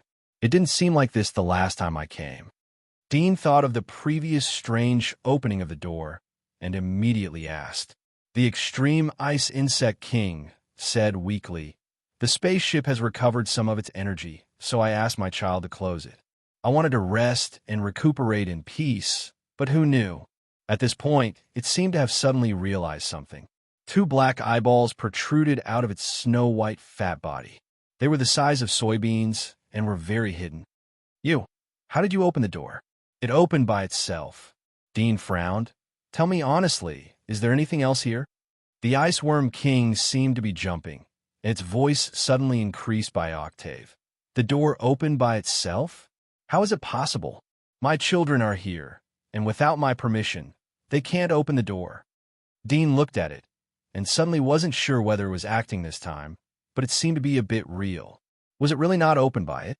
Or was there something hidden here that it didn't know about? If it was, then that thing opened the door and used him to come over. Thinking of this, Dean's whole body hair stood up, and he vigilantly looked at the darkness around him. The door opened by itself. If you're hiding, then don't blame me for being angry. If you're not hiding, then it is estimated that there is something you don't know about here. Moreover, it can control the spaceship. The Iceworm King wanted to say that Dean had just turned hostile, so what was so strange about it? However, Dean's words made it nervous all of a sudden. Its black eyeballs quickly turned, and it looked around. It knew that Dean didn't seem to be lying, and there was no reason for him to deliberately say so. If the door really opened by itself, there was really King hell. In a quiet and dark hall, Dean could only hear the sound of his own breathing. He tried to expand his perception to the extreme and wanted to sense the surroundings, but many passages couldn't be explored, and the range of perception was limited. Within his perception range, there was nothing. Chapter 1040. Follow me out of here. Dean didn't continue to stay and immediately ordered the Iceworm King. His original plan was to explore the spaceship after subduing the iceworms. He hoped to find some removable technology to carry back. After all, this was the technology of the demonic worms. Even some small things could bring a huge boost to human technology. However, the strange opening of the spaceship's hatch wasn't done by the iceworms. The thing hiding in the dark could hide from the Iceworm King and control the spaceship. Most of them were unimaginable existences. The only way was to leave this place as soon as possible. Even without Dean's words, the Iceworm King was planning to leave immediately. It was frightened by Dean's words. This spaceship was its territory, and the hatch was opened without its permission. This feeling was like a girl who found out that there was a strong man in her boudoir. And it was a masked man. Soon, the Iceworm King dragged its snow-white fat body down from the black giant tree. Its body seemed to have suction cups that allowed it to climb straight down the tree. At this moment, the extreme ice insects in the dark also quickly gathered and guarded around the Extreme Ice Insect King. "Let's go." The Iceworm King was afraid that Dean would misunderstand, so he quickly said. Dean said in a cold voice, "Let them follow you. I'll find you first if anyone is left out." "I know." The Iceworm King smiled bitterly. It knew that Dean was worried that it would secretly send its children to sneak into other places to control the spaceship and let them escape. Unfortunately, the energy of the spaceship was limited. Even if it had this idea, it would be very laborious. Moreover, Dean was aware of this possibility. Moreover, it felt that even if it sent a child to sneak into the command room, it would be killed by the strange existence in the dark. Since the latter could control the hatch, It was obvious that it was standing in the command room and observing every move through the monitor screen. Dean counted the number of ice worms. There were 13 ice worms. Including the Ice Worm King, there were 14 in total. This harvest was enough to make countless people jealous. 13 ice worms could create 13 abyssal powerhouses. Unfortunately, there were only lower abyssal powerhouses. Dean sighed in his heart. Suddenly, he thought that the Ice Worm King called them children. Then wouldn't it be able to breed ice worms? This is a golden hen that lays eggs. Dean's eyes lit up. The Ice Worm King suddenly felt a chill on its back. It turned its bean-sized eyes to look back, but it saw Dean smiling at it. It suddenly felt a chill, and its heart was inexplicably flustered. But then it thought that Dean might know the way to the king. Its heart was suddenly excited, and its fat body moved forward more vigorously. Whoosh, whoosh. The Extreme Ice Insect King led the group of extreme ice insects to crawl forward. These extreme ice insects were agile, but the Extreme Ice Insect King's body was huge, and its movements were slow. It was like a caterpillar that was bloated, and it relied on its abdominal muscles to move forward. Soon, the Extreme Ice Insect King came to the cabin door that should have been closed. After a careful observation, it found that there were no traces of fighting around the cabin door, and there were no signs of damage. When it passed by, it looked through the gap of the cabin door and saw that the cabin door was still shrinking inside. It was shocked again, and it squirmed forward more and more urgently. However, even though it was squirming at full speed, the surrounding scenery was moving backward at the speed of a tortoise. Dean maintained the normal walking speed and followed behind. Looking at the Extreme Ice Worm King moving forward, he felt strange. Was this guy deliberately stalling for time? He didn't urge it, and was ready to continue to observe for a while. Soon, he saw it speed up, and the fat of its whole body trembled. Its body arched vigorously, and it squirmed forward.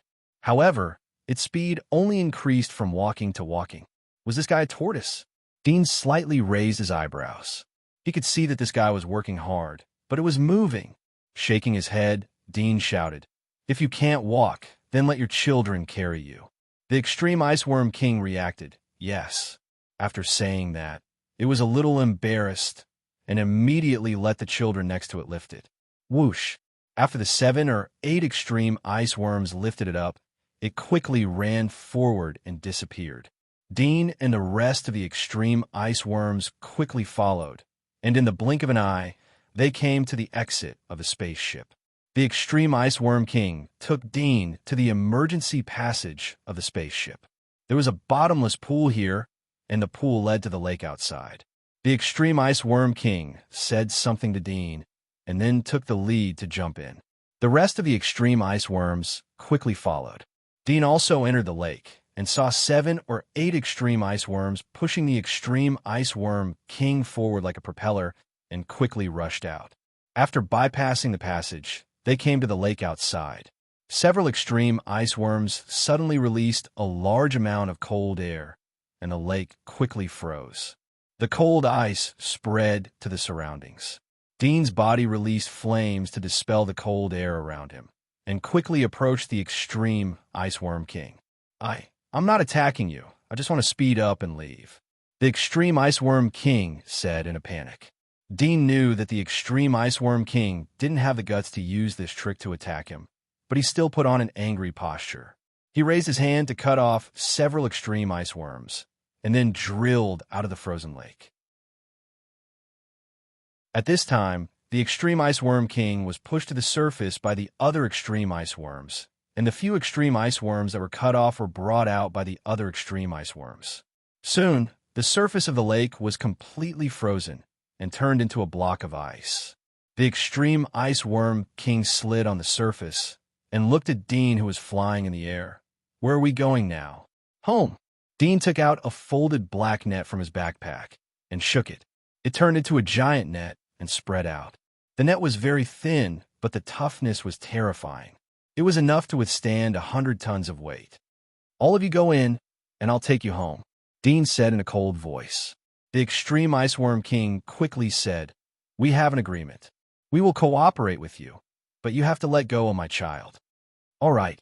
Duddian nodded, although he had lost one, but he had saved a lot of strength. If the Ice Worm King struggled, then it would be difficult to return to Balga. After all, there were too many of them. Even if he could kill all of them, it would be difficult to carry them. He could only rely on them to be obedient. The extreme Ice Worm King was relieved and said gratefully, "Thank you." Then an extreme Ice Worm King climbed out of the swarm and slid to the other side of the lake. "Let's go," Dean urged. The extreme Ice Worm King climbed into the black net, and the rest of the extreme ice worms also went into it. Although the black net was tough, if they wanted to resist, they only needed to freeze the black net, and they could easily shatter it. Dean asked them to control their instincts to release cold air, so that they wouldn't freeze the black net. Dean took off with the Ice Worm King and the other ice worms while carrying the black net. "I don't know what is hidden inside." Before leaving, Dean looked back at the frozen lake. His eyes slightly flashed, but he retracted his eyes and flew forward. Half a month later, Dean returned to the giant wall with a swarm of insects. The giant wall was heavily guarded. In addition to the guards who were good at perception, there were also intelligent sensing instruments installed. Dean chose to increase the height and descend from the sky. He directly landed on the giant wall. The scenery at the height of 10,000 meters was very beautiful. The clouds were like a mass of cotton. There were several layers of clouds. He chose to descend late at night. At this time, the curfew was already in effect. The guards were patrolling the streets to find people who were sneaking through the curfew. The guards were in high spirits as they looked at their posts. No one was yawning, so no one looked up to look at the monotonous night sky. Dean landed in the suburbs and quickly left. He didn't attract any attention. Dean went back to the secret stronghold inside the giant wall. He was relieved to see Noise Confidence inside the stronghold.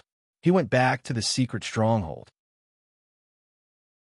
"Ah, it's young master. Young master. Young master, aren't you?" Dean raised his hand to interrupt the crowd. "Tell Noise and the others to gather here in 3 days. Tell them that I'm back and get ready for the meeting."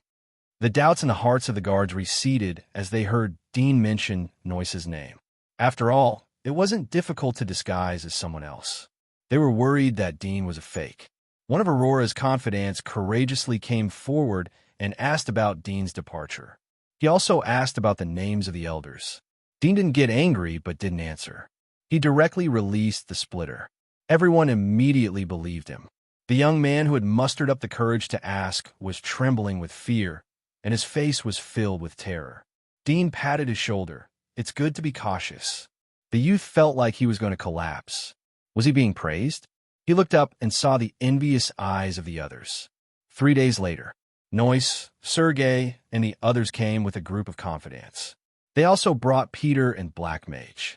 Both of them had been following Noise. They didn't expect Dean to come back so soon. They were secretly glad that they didn't fight back and kill Dean's people. After inquiring about the situation during this period of time, Dean was relieved to see that there was no big trouble. He asked, "How's the money? Can we buy 5 legendary soul worms?" Noise knew that Dean intended to cultivate their strength. He blushed as he heard Dean's question. "Master, we haven't had time to raise money. I estimate that we can only raise the money for 1 legendary soul worm." A legendary soul worm was also very valuable. Duddian knew that time was really tight, and their identity was sensitive, so he didn't dare to use other means to earn gray income. After all the ways to make money quickly had already been written in the criminal case of the magistrate. Dean inquired about their respective circles and occupations. After everyone had finished speaking, he asked the Black Mage and Peter to help refer to them. Together with his own judgment, he picked out 7 or 8 circles that could make money quickly. Among them, the most profitable circle should be the wizard circle that Edward had mixed into. As long as one could create high-level witchcraft or high-grade magic tools, they could make a lot of money. But it was difficult for the people who were born and raised in the giant wall. Their thinking and cognition had long been limited. This was the limitation of the environment. If they wanted to break the cocoon and become a butterfly, they needed talent. However, it was a piece of cake for someone like Dean who had seen different sceneries. He intended to let Edward rise quickly. He asked him to wait in the conference room, and then selected a person from the group. It was Noy's confidant, Amelia. She was in her early 20s, but looked as cute as a young girl. She had mixed into the music circle. She was a trainee music apprentice. She was the kind of person who paid money to learn and then helped to run errands. If she wanted to learn, she could only rely on her own opportunities to observe and learn diligently.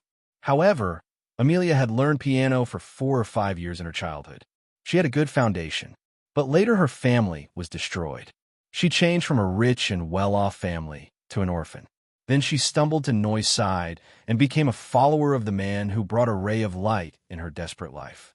She was willing to sacrifice her already broken life for him. She didn't have a high profile as an apprentice. She still maintained a humble and studious appearance. Although she was young, her acting skills had long been tempered in the dark church. A person's maturity might only last for an instant. Age was never the standard to evaluate a person. Dean told Noyce and Sergei to lead the others to find ways to raise money as soon as possible. But they couldn't cross the line and expose their identity. In fact, it wasn't difficult for them to make money. It was just a matter of time. Dean called Edward and Amelia to come to his office after the meeting. Dean asked Edward to wait on the side. He looked at the nervous girl in front of him. "I heard from Noyce that you had some foundation in the piano. Were you forced to learn it by your parents?" "Yes, master," Amelia quickly replied. "I'll teach you a few songs. Publish them one by one and say that they are original. If someone wants to buy your songs, then you can sell them, but the price must be high." Dean said. Amelia was stunned. She thought of Dean's plan to raise money. She couldn't help but be curious. "Master, why do you want to sell them? I can use these songs to publish and package them. I will become a music master. Then I will make money faster."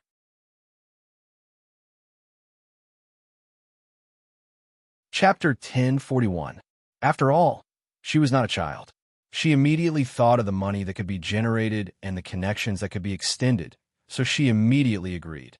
After she agreed, she suddenly thought that the method was good, but what about the music? Was he going to copy the movements of the masters from Sylvia? This was indeed a good idea. However, even though she liked to listen to the performances of famous masters when she was depressed, she could not remember the movements of these masters. She could only roughly hum a few melodies, but it was impossible for her to remember the entire piece. After all, when she went to the concert, she had the mood to enjoy, not to learn or record. In this kind of mentality, even if she listened 8 or 10 times, she could only remember a few favorite melodies. Dean saw her puzzled expression, took out the book from the side, dipped the quill in ink, and wrote quickly. The notes fluttered on the tip of his nose, as if they were going to fly out of the book. In the dimly lit room, there was only the sound of the quill brushing on the snow-white paper, and Edward and Amelia's breathing. Amelia looked at the notes jumping out of the quill pen, quickly filling a page, and then turning to a new page. She was completely stunned. Her mouth was open for a long time, but she didn't speak. After recovering, she immediately closed her mouth, for fear of making a sound that would disturb Dean's train of thought and break the quill in his hand. Half an hour later, Dean closed the book. The ink on the book had already dried up, even on the last page. The ability to control the temperature brought by the Sun Beast's magic mark allowed him to dry the ink when he pressed the paper with his fingertips. However, the paper did not ignite. This was his control. Consider it yourself, and maximize the value as much as possible. Dean handed the book to her. Amelia quickly took it with both hands, bowed, and nodded. Then she heard Dean ask her to leave first, so she bowed again, respectfully left the room, and closed the door. Amelia took a deep breath and exhaled softly. Her footsteps were silent as she left the hallway outside the room. Only when she reached the stairs did she slow down. She slowly flipped open the book and saw that it was filled with musical notes that were drawn beautifully. The first movement had a name on it, Moonlight Lover. This was a famous piece of music in Sylvia. Almost all well-off lovers would listen to it when they were confessing their love or dating their first love. Some who could not afford to attend a concert would choose a restaurant where Moonlight Lover was played. They would eat the exquisite dishes and listen to the imitation version of Moonlight Lover. From this, it could be seen how classic and commercial this piece of music was. Amelia's eyes were full of surprise.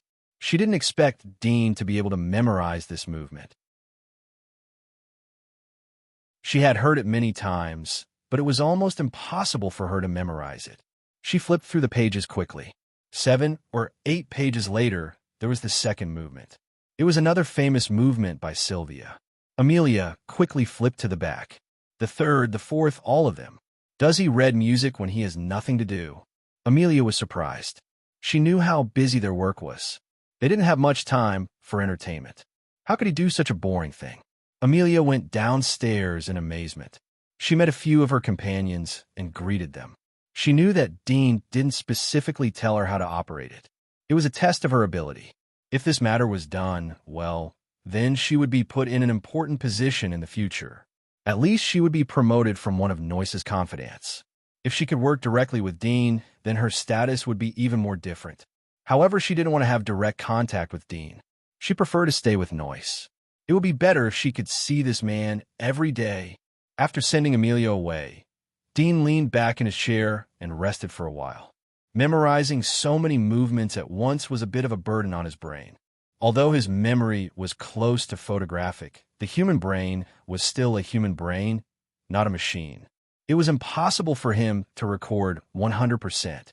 Many fragments needed him to think deeply, recall, and constantly dig before he could remember again. Dean called Edward and began to teach him the new invention. Edward studied very seriously. Today, he felt that he had once again seen the learned side of his teacher. Apart from the complicated magic, he actually understood the art of music. Moreover, he was strong and young. He felt that his teacher was a genius that was rarely seen in 100 years. He was smarter than anyone he had ever met, so he respected him and studied very carefully. 2 days later, Dean, Noyce, Sergei, and others gathered again. This time they were asked to choose the first person to be the ruler. Noyce, Sergei, Barton, and others were stunned as they heard this. In the past, Dean had directly appointed them, but this time they had to choose by themselves. They weren't used to it. However, they decided to choose Noyce under Dean's order. The reason for choosing Noyce was very simple. He had been with Dean for the longest time. He was trusted by Dean the most and would never betray Dean. Moreover, he was the smartest among them. As early as the time when Dean left, Noyce showed some of Dean's shadow. He planned strategies and controlled the situation in an orderly manner. He helped many people to retreat. Now, they needed to gain a foothold in the giant wall. Many things needed a smart person to come forward. Noyce was undoubtedly the most involved person. If he had the corresponding strength, then many things would be easy to do. Dean had expected this result. He was also the most optimistic about Noyce. Although Macon was a childhood friend and had experienced several life and death tribulations, but Macon's character wasn't suitable to control the overall situation. Sometimes he was impulsive and didn't see the overall situation well. Barton was too calm, so it was easy to miss opportunities. Aurora was too young. Her fighting talent was surprisingly high, but it was difficult to convince people in terms of management. Noyce, you don't need to shirk. Dean made a decision. Noyce smiled in response.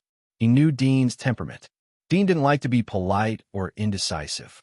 Dean handed the book to Noyce so that he could choose a favorite legendary monster. In the past, Noyce served as his poison tester. Now that Noyce has been honed, it would be a waste to let him continue to be a poison tester. Moreover, he doesn't need him to help him test poisons anymore. He can even digest poisons that can kill Noyce. Noyce saw Dean's eyes. He knew that Dean was ready to let him take charge. He was a little excited, a little regretful, and a little sad, but he hid it. He took a deep breath and turned the pages. He looked at each legendary magic mark ability seriously, estimating the suitable place for this ability. He knew that this time he didn't need to choose an auxiliary ability, but a strong, comprehensive ability or an extremely strong ability in a certain part. This one's Soul Finder. Noyce pointed at one of the books after turning a few pages. Dean took a look. The Soul Caller was ranked 7th among the legendary monsters. 3-star legendary. Its main ability was to interfere with the enemy's spirit through a special induction, ignore the body's defense, in addition to hear the whispers of the dead and communicate with the undead. What was the undead? According to the scientific explanation of the old era, it was a kind of energy in the human body. It could be understood as an electromagnetic field, but no one could answer this explanation. Even though humans could see hundreds of light years away from the universe, but they couldn't answer whether humans had a soul or what it was. But the ability of Soul Finder could do this kind of unexplainable thing. It was like many things that humans could do by instinct, but they couldn't explain the principle and why. The ability of magic marks was the ability of a living creature. It could do it, but it couldn't be explained. Are you sure? Dean looked at him. Noise chose the road, so he didn't interfere. Noise nodded seriously. Master, this is what I want. Good. Duddy nodded. This ability was very good for Noise. Moreover, he felt that Noise should have inquired about the price of magic marks in advance. The price of the Soul Finder wasn't expensive and was still within the affordable range. It wouldn't take a long time to raise money to buy all 5 of them. 1.5 months later, Noise absorbed 5 Soul Finder and successfully strengthened his magic marks. He got the qualifications to become a master. As for God's Marrows, the price was thousands of times cheaper than magic marks. Noise had already stored a lot of them for him to directly absorb. Everyone worked together to raise money for 1.5 months to buy 5 legendary parasitic soulworms. This speed of earning money was already quite terrifying. After all, they did not touch the forbidden area. Although there was a lot of gray income, this gray income was within the scope of the rules. For example, the betting in the arena, the sale of Edward's witchcraft, Amelia selling the movement but went back on her words. She used the recording of the transaction to blackmail and get a lot of compensation. When one's strength reached a certain level, it was really a matter of time to make money. Dean took out an ice worm and helped Noise absorb it. Soon, Noise jumped from the master to the abyss. It only took him 1.5 months.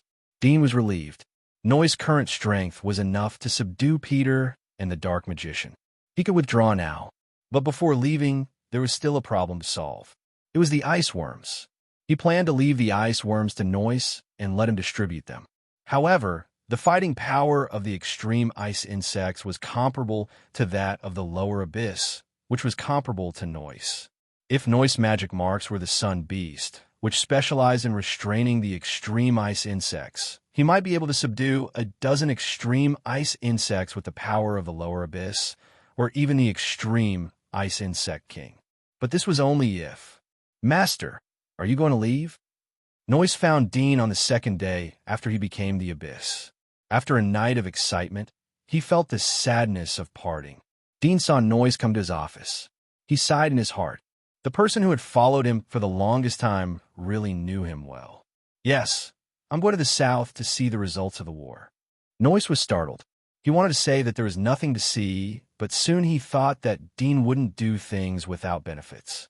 It was possible that Dean didn't go to the south just to watch the war. He had other plans. He sighed and said, "Young master, isn't this too dangerous? Is there anything I can help you with?"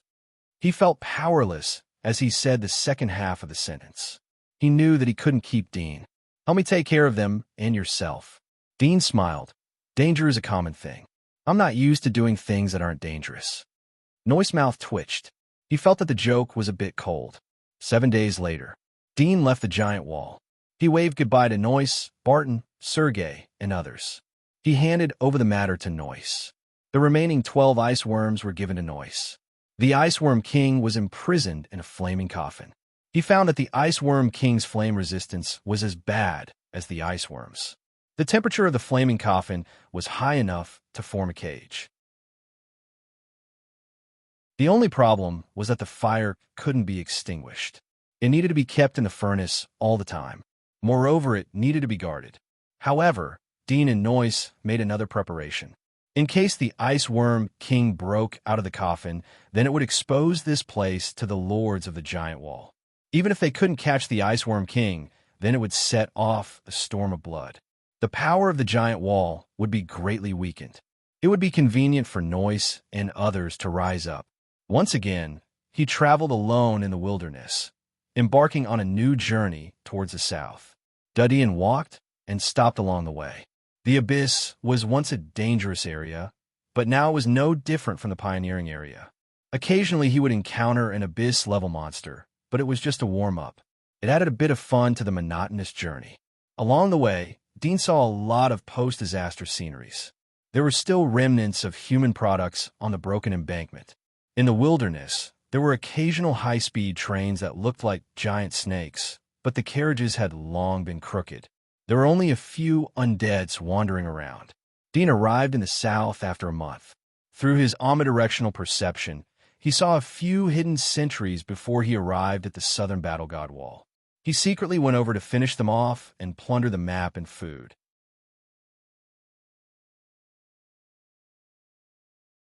Chapter 1042.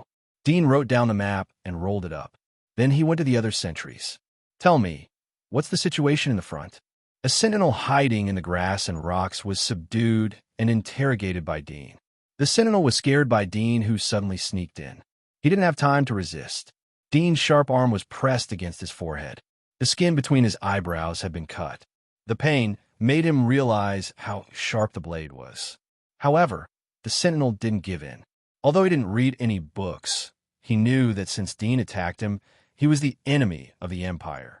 If he compromised, it would be tantamount to treason.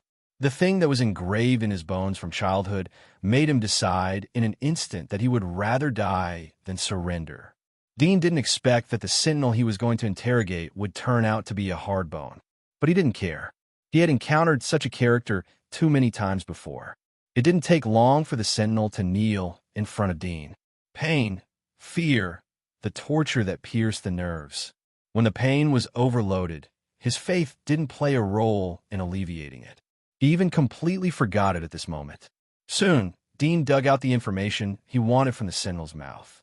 Relying on the sentinel's statement about the time of the arrival of the Bloodthorn Legion, he judged whether what he said was true or false. After understanding the situation, he released the sentinel, who had his limbs cut off and eyes gouged out. Flames emerged from the palm of his hand and stuck to the sentinel's body. Soon, it was burned to ashes, leaving only traces of burning. The sentinel's clothes were neatly piled up next to the body. Dean untied his armor and put on the sentinel's uniform. Then he cleaned up the scene. At the same time, he pinched the bones of his face and molded it into the sentinel's appearance. As for the hair color, he couldn't change it. Fortunately, the sentinel had a military cap. He shaved his hair into a buzz cut and put on the military cap. He learned from the sentinel's appearance and hid in the rocks, waiting for the night to come. At night, a figure quietly lurked and approached. Dean noticed it very early, but didn't move. He saw the figure come closer, look around, and then knock on the rock. Dean used the turtle's magic mark's ability to climb out of the rock. He stood up and said in a low voice, "Why are you so late?" The man was less than 30 years old. His skin was rough and dark. After hearing Dudian's words, he angrily stared at him. "Damn, I peed on the road, so I was a little late."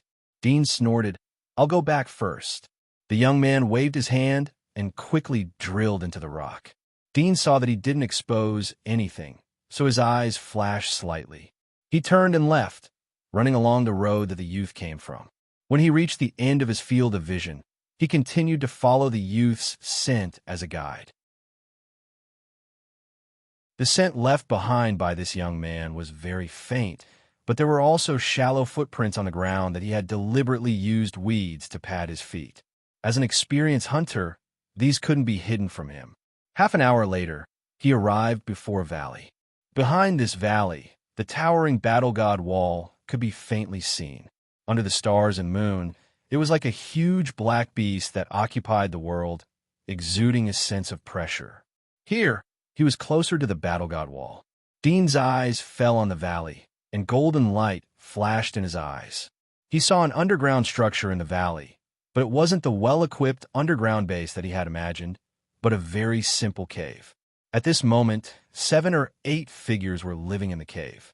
Some were sleeping, some were chatting, and some were busy reading palm-sized magazines. Found it. There was some calmness in his dark eyes, but also some indifference. Dean took off his sentinel uniform and stood naked in the night. The breeze blew, and his whole body rolled up the spikes of the stone armor. His figure moved, and he quickly jumped into the valley. 10 minutes later, a figure slowly walked out of the valley. He was naked, and half of his chest was stained with blood. He was carrying a bucket of pure water in his hand.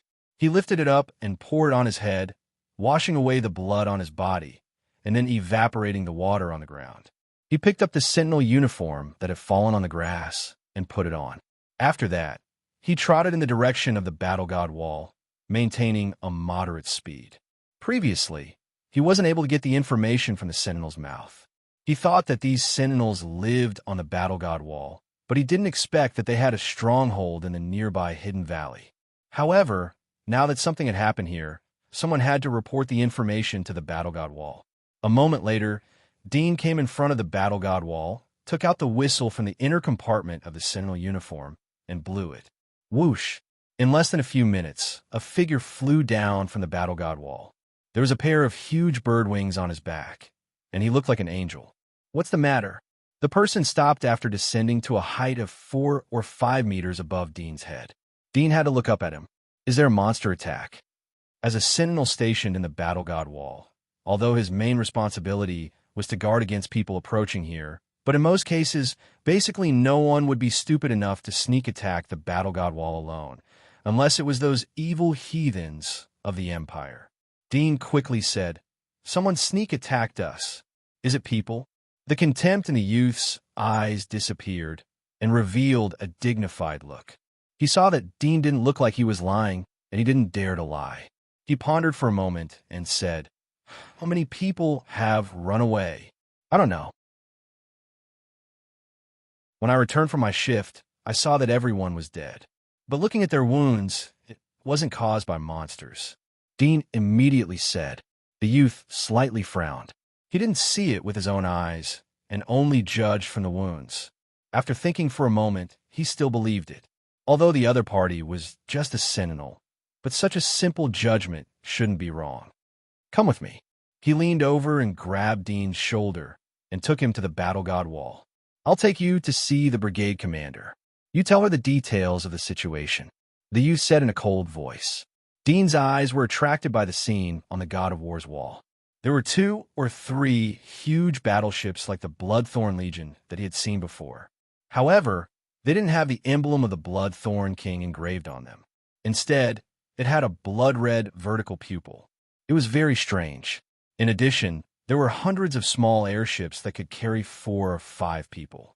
In addition, Dean also saw small fighters, which were almost the same as the fighters of the old era. There were also passenger planes and black boxes like large cargo boxes. Dean was shocked by the technology displayed here, although he had expected it, but he was still a bit surprised to see it with his own eyes. Especially, he saw a few huge white pots with a diameter of 7 or 8 meters. They looked like radio telescopes, but he didn't know whether they were telescopes or wireless signal receiving equipment. There weren't these things on the battle god wall in the east. Did they make them in such a short period of time? Impossible. Even if the technology had exploded, it's impossible to develop so fast in just a few years. Or are they mainly used to deal with the trolls in the south? There were some doubts in Dean's eyes. He quickly thought about it and felt that it should be the case. The fire dragons in the east could fly, so the fighters in the east couldn't exert much combat power. They mainly relied on manpower. After all, in this post-disaster era, the power of mortals was stronger than machines. If that's the case, then the trolls in the south can't fly? Dean guessed in his heart. "Don't look around." The youth who was leading the way shouted, "We are here. Think about what you saw. I'll go and report to the brigade commander." Duddy nodded. The youth went into the tent in front of him and came out after a moment. He shouted to Dean, "Go in." He raised the curtain of the tent.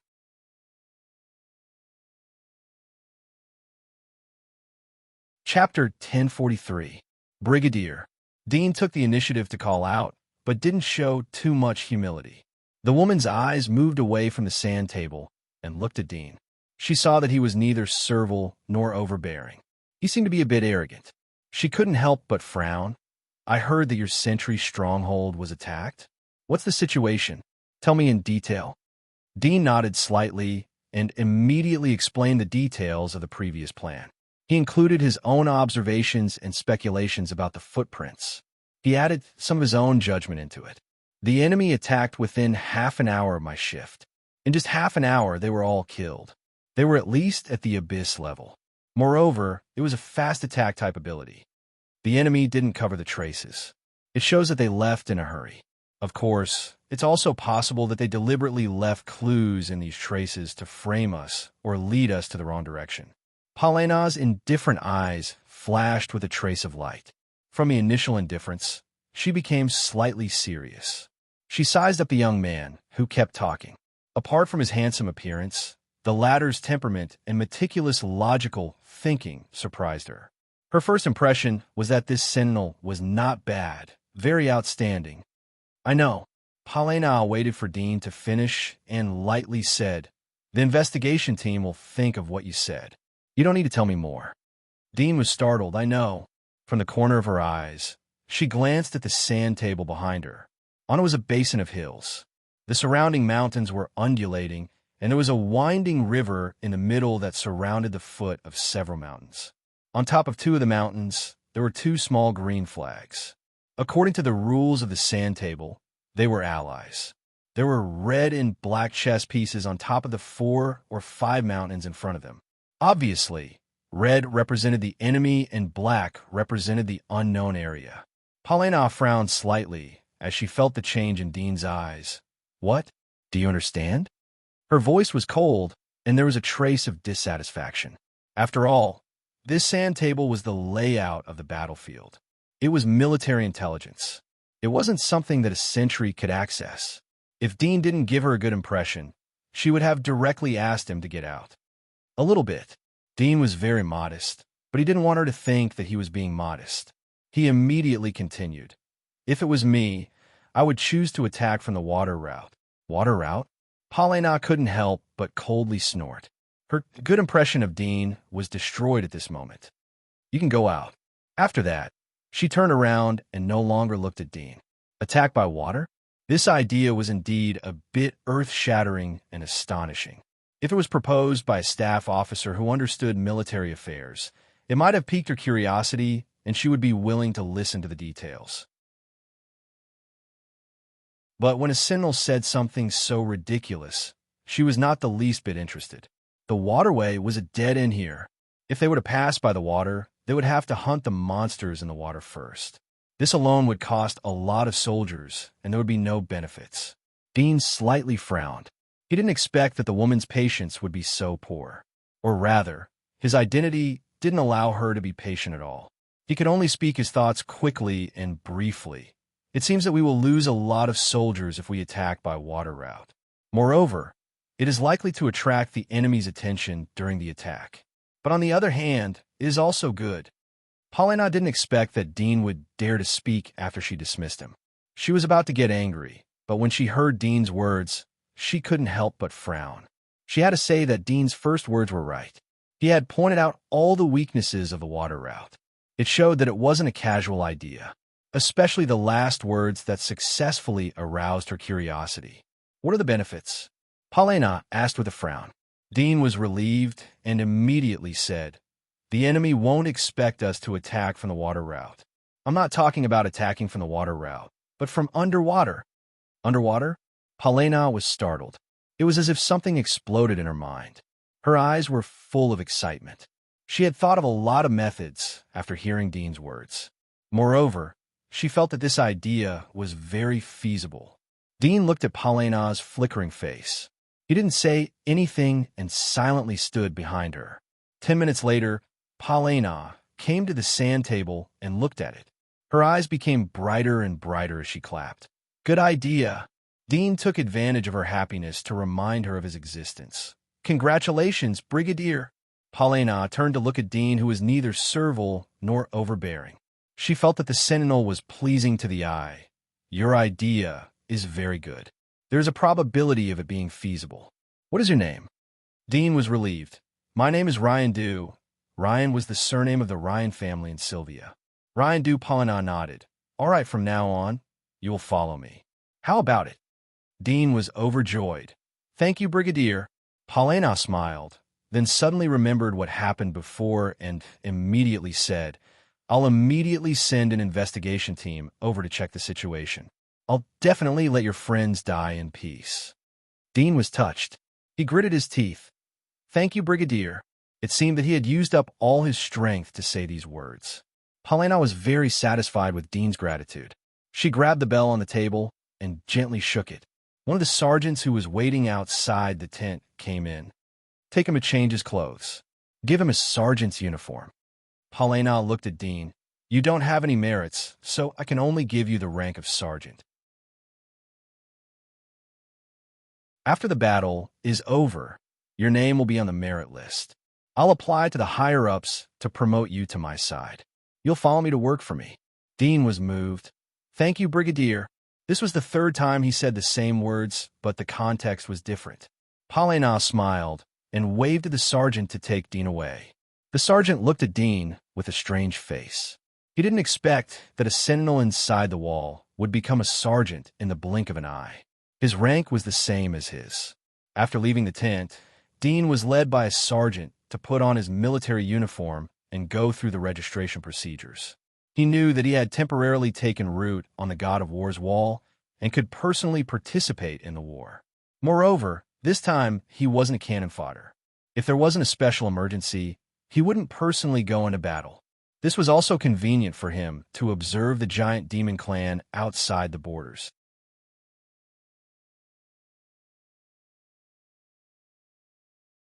Chapter 1044. This is the camp of Commander Moss, and this is the camp of Commander Handro. The sergeant took Dean around Paulina's brigade commander's camp. He introduced Dean to the residences and territories of the big shots so that Dean wouldn't accidentally trespass and provoke trouble. The sergeant took Dean to a group of tents near the edge of War God's wall. This is the camp of Commander Fitch. I will take you to see him. Since the brigade commander didn't say which platoon commander you will be assigned to, it means that Commander Fitch has been assigned to you. He saw the puzzled look on Dean's face, so he explained, Commander Fitch is a close confidant of the brigade commander and is directly under her command. Don't look at Fitch's position as a platoon commander, but his status is higher than the other company commanders. Even the 8 commanders will be polite when they see him, so you can't act rashly and perform well. With your current rank, if your performance is good, you will soon become a deputy platoon commander here. Dean's face showed gratitude as he saw that the sergeant was serious. Thank you for telling me. May I ask your name? The soldier laughed. My name is Loon. I've said so much just to get on your good side. When you get promoted in the future, don't forget about me. I won't. Dean quickly said. He was a small character who had just entered the giant wall. After entering the camp surrounded by tents, Dean and Lewin soon saw an open space. Several burly figures were sitting inside and chatting. In the middle, there were 2 strong men who were arm wrestling on a metal platform. Both of their faces were red, and the veins on their foreheads were bulging. They were exerting all their strength. Bang! One of them couldn't hold on any longer. The back of his hand was pressed down. Ha, hurry up! Money! The man who won laughed. The man who lost was depressed. He was about to ask for money when he saw Dean and Lewin. He immediately shouted, Who are you? What are you doing here? The winning man also turned his head. He seemed to recognize Lewin. His eyes swept over Dean, who was next to Lewin. Then he turned his head and laughed at the losing man. Come on, they have nothing to do with you. Pay up. The corners of the burly man's mouth twitched slightly. He reluctantly took out a few gold coins from his pocket and tossed them to him. The strong man who won put away the gold coins with a smile and turned to look at Loon, who was approaching, and said with a smile, You're here for platoon leader Fit, right? This is... Newcomers, I've been assigned to you. Lewin chuckled. I won money again. I'll treat you tonight. Come on, this little bit of money is enough for me to have some fun. If anyone is going to treat, it should be you, Mr. Rich Boss. The man smiled and looked at Dudian. Hello, my name is Gully. What's your name? Ryan, please take care of me. Dudian smiled. Gully nodded slightly. Suddenly, he blinked his eyes and said, Are you interested in playing? Loon snapped. I've just arrived and you want to bully me? If you like playing so much, why don't you find platoon leader fit to play? Who dares to play with a monster? Ghoulie whispered and then shrugged his shoulders. I'm just playing. How can it be called bullying me? Maybe I can't beat him. Come on. Loon couldn't help but roll his eyes. Who doesn't know that your magic marks are power type? Why don't you compete with him in the long jump? It's okay, I'll play with him, Dudian said. Loon was kind enough to help him. He didn't want to help too much and make Ghoulie unhappy. Good, you've got guts. Ghoulie laughed and gave a thumbs up to Dudian.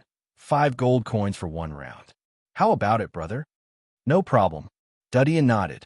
Loon saw that Dudian had agreed, so he couldn't persuade him anymore. He just looked helpless.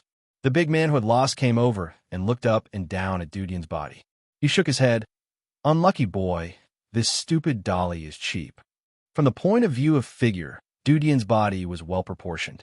His chest also had the outline of pectoral and abdominal muscles. But compared with Ghoulie's muscular body, Dudian looked thin and weak. At first glance, it was obvious that Dudian didn't have magic marks of the power type. Come. Ghoulie put 5 gold coins on the metal table and stretched out his arm. Dudian also stretched out his arm and shook hands with him. The big man who had lost used the iron chain on the table to wrap their palms and wrists so that they wouldn't loosen during the arm wrestling. What about your gold coins? Ghoulie frowned as he saw that Dudian didn't seem to be ready to pay. Dudian smiled, revealing his snow-white teeth. It's okay, I'll win. Ghoulie was stunned for a moment before bursting into laughter. Loon and the big man were dumbfounded.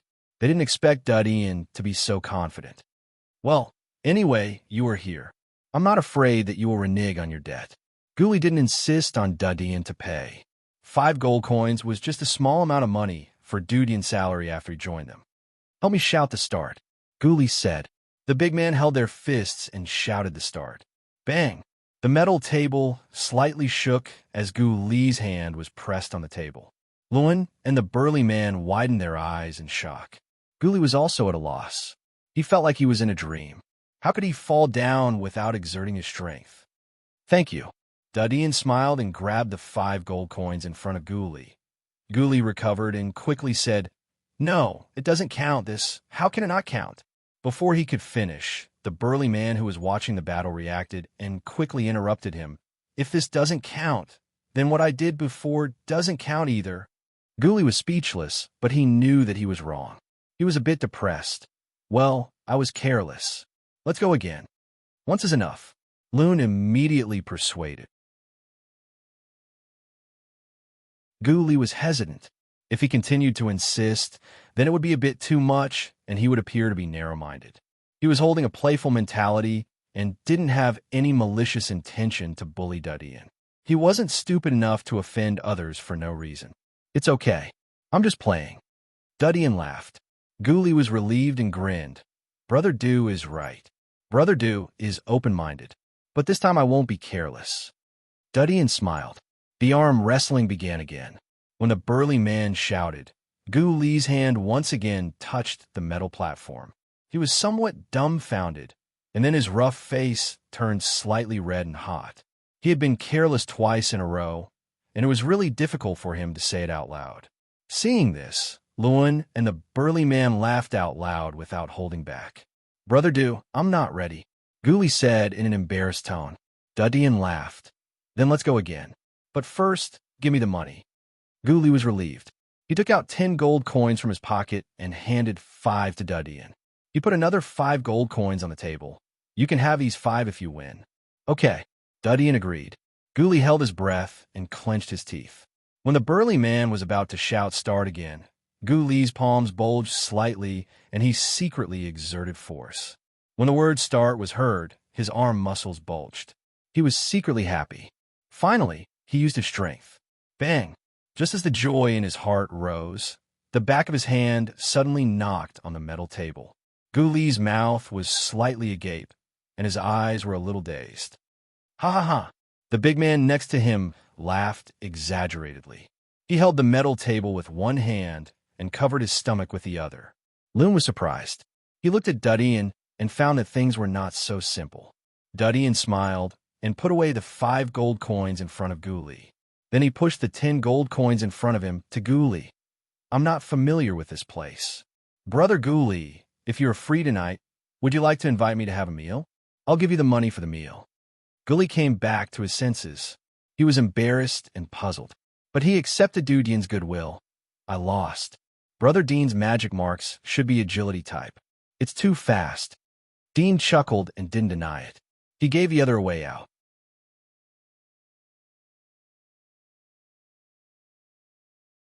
Chapter 1045. Dean waved goodbye to Lun and followed Ghoulie to the largest tent. He saw a slender youth sitting behind a desk in the tent. He was flipping through a book. He looked up when he heard Gullie's voice. His eyes fell on Dean, who was next to Ghoulie. Boss, this is the newcomer. His name is Ryan. Ghoulie said in a loud voice. Hello, platoon leader. Dean called out. At the same time, he looked at the platoon leader. The latter was younger than he had imagined. Unlike the people outside, he had a scholarly aura but didn't appear weak. At first glance, he could tell that he was a person who had restrained his murderous aura. Fett smiled. You are one of us. You don't have to be polite. Yes, boss is very easy to talk to. Ghoulie laughed. Fett glanced at him. You lost in arm wrestling, but you still want to take back the money. Your face is getting thicker and thicker recently. Ghoulie was startled. Boss, you can't blame me. Brother Dean has an agility-type magic mark. I didn't have time to react before I lost. Fett snorted. A loss is a loss. Don't find excuses. Take him a change into our uniform. Also, tell him about our rules. Don't bother me if there is nothing else. Ghoulie smiled apologetically and retreated with Dean. Don't look at boss. He is actually very easy to talk to. Ghoulie explained to Fett as they left the tent. Dean smiled. I know. I can see that he is a good person. Ghoulie laughed. That's right. Boss Feet is much better than the platoon leaders of the other regiments. You'll know in the future. Let's go. I'll take you to change your clothes first. Then, I'll take you to have a feast. There was a trace of excitement in his eyes when he said, eat meat. Dean frowned. He vaguely smelled the meaning of eat meat. It seemed that there should be a profession like military prostitutes. The life of such people was obviously miserable. It was likely that they were refugees from the weak giant wall or the slums of the empire. It's not good to eat meat. Let's go next time. I will treat you. Dean smiled. I'm new here, so I'm not familiar with this place. Can you tell me about this place? I've heard that the trolls outside the War God's wall are very ferocious and look very strange. Do you know where I can find them? Their corpses are also good. You haven't seen trolls? Ghoulie was a bit surprised, but he didn't ask any questions. Although he looked rough, he wasn't stupid. He wouldn't recklessly invade someone else's privacy. He smiled and said, This giant demon is indeed strange. Its entire body is covered in metal armor, and its eyes can shoot out a red light. If you are hit, a hole will appear. Moreover, its perception is terrifying.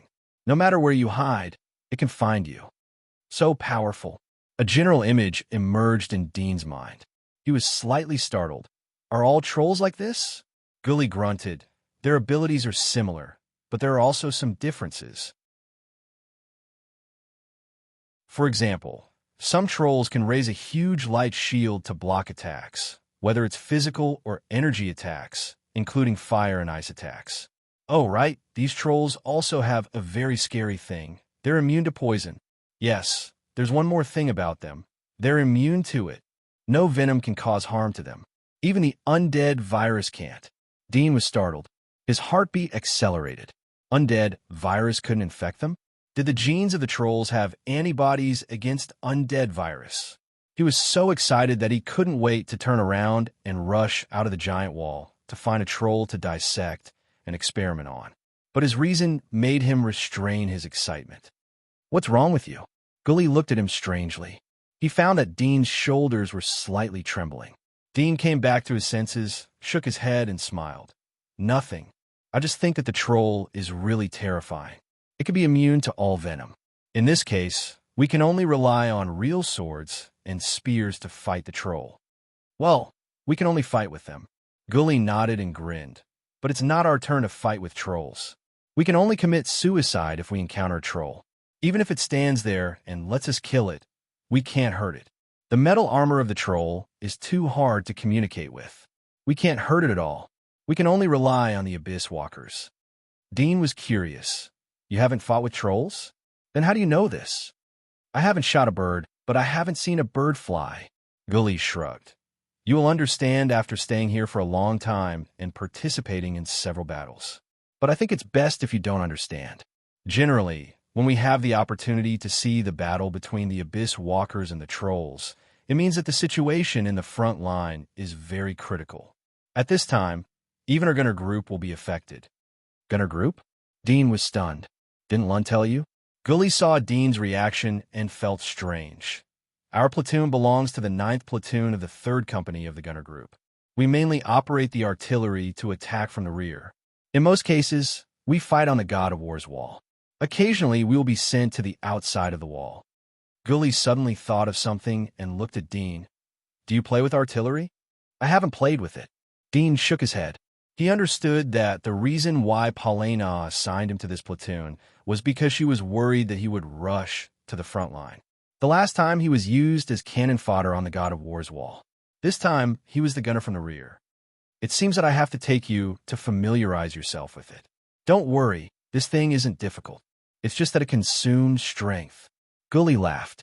For the first time, Dean knew that being a gunner required strength.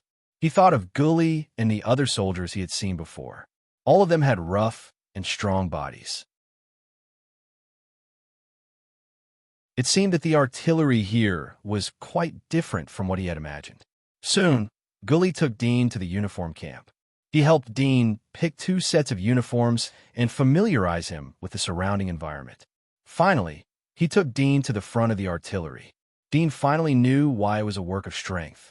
The shape of the artillery was similar to that of the old era, but the volume was completely different. The base was 5 or 6 meters high. The caliber of the artillery on the base was about 50 centimeters. The barrel was 7 or 8 meters long. There was a scope behind the barrel and a handle to control the angle of the barrel. The overall look was rough. Generally, firing the cannon is relatively simple. You just need to hold it. But you need to control the angle if you want to hit the monster in a specific location. Once the cannon is started, it can continue to fire for about 10 minutes. The base is filled with shells, and it will automatically refill. But we need to control the angle. After the cannon is started, we need to twist the angle to withstand a large recoil. Look at my hands. They're all made by this thing. Gully explained to Dadian as he stretched out his hands to show them.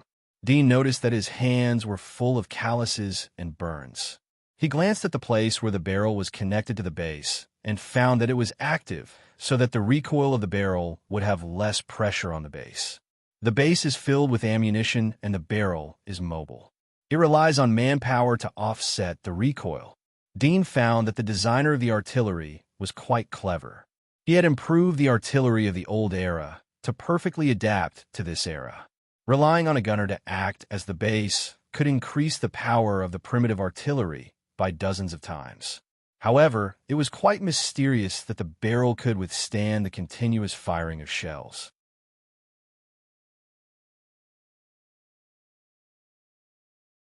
Chapter 1046. In the evening, Gully was going to take Dean out to eat and drink, but Fitter called him and said that he wanted to introduce Dean to everyone. Dean also got to know the rest of the platoon. There were a total of 48 people in the platoon, including the deputy platoon leader and the platoon leader. There was no division in the platoon. Unlike the recruit camp, there was no squad leader.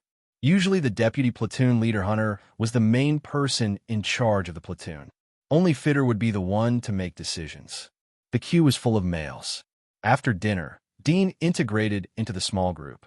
Gully was drunk, so he talked about the embarrassing incident of arm wrestling. He patted Dean's shoulder and vaguely said that he admired him. Dean knew that this rough-looking man actually knew that he lost to Dean not because his hand speed was faster, but because his strength was not as good as Dean's. But because of his face, he was embarrassed to admit it. Gully's words told the others that Dean, who didn't look like a power-type warrior, had won against Gully in arm wrestling. Gully was ranked in the top 10 in the queue. In terms of pure strength, there were less than 5 people who could win against him. Dean had become a little famous person in the queue. Strength was respected everywhere, especially in the army.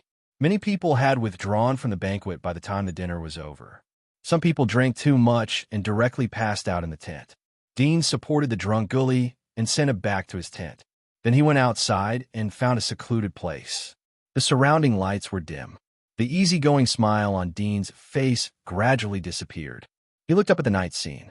The clouds in the distance and the moon was gradually emerging. He also looked at the vast land and the rivers that divided the land. "Where are you?" Dean murmured.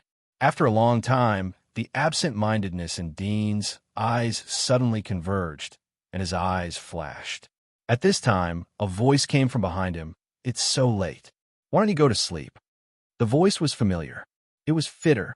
Dean turned around and saw Fitter carrying a bottle of wine. "Platoon leader, you haven't slept yet?" "I can't sleep." Fitter smiled and looked at the direction Dean was heading in. He sighed. "Are you homesick?" Dean shook his head. "My home is gone." Fett was startled, but didn't say anything. He was silent for a moment. Then he patted Dujian's shoulder and handed him the wine. "Come, drink with me. You won't have any worries if you get drunk." "That's right." Dean smiled and took 2 sips. "We'll only be able to drink for the next 2 days. We won't be able to drink again the day after tomorrow.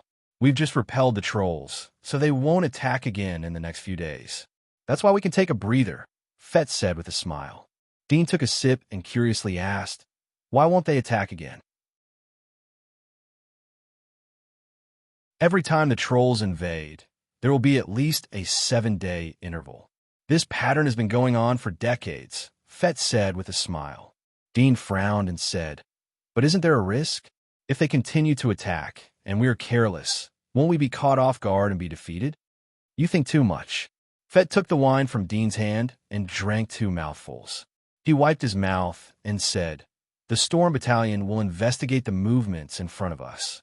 We will know one day in advance if the trolls attack us. So there's almost no possibility of a troll raid.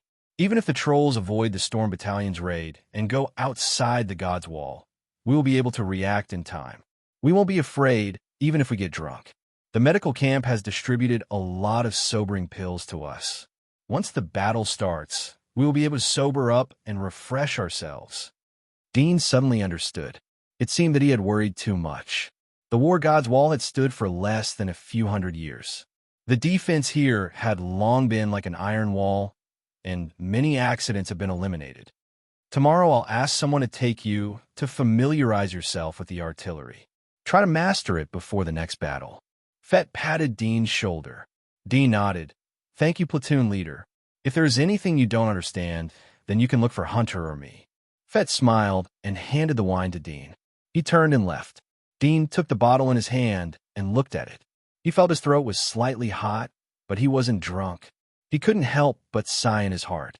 It was very difficult for him to get drunk with his current physique. His body could detoxify the alcohol too quickly and uncontrollably. "Maybe I'm drunk. Maybe they are drunk," Dean whispered as he looked into the distance. Suddenly, he threw the bottle. It seemed that he wanted to throw away all the depression in his heart. However, it was just a bottle. There was no wine in it. The next day, Dean learned the operation of the artillery from the veterans called by Fett. In the evening, Gully found an opportunity to take Dean to dinner and compensate him. The two strolled to the largest and only food street of the artillery regiment. Dean found that the food street was similar to the food street in the city. There were stalls selling food and drinks, as well as taverns. There was a common flag on the signs of the shops. He asked Gully and learned that the flag represented the Count of the Empire. The Count in the Empire and the Count in the Giant Wall were not on the same level. It could be said that the nobles in the Empire were the real nobles. Most of the nobles in the Giant Wall were the descendants of the ancestors of the Giant Wall.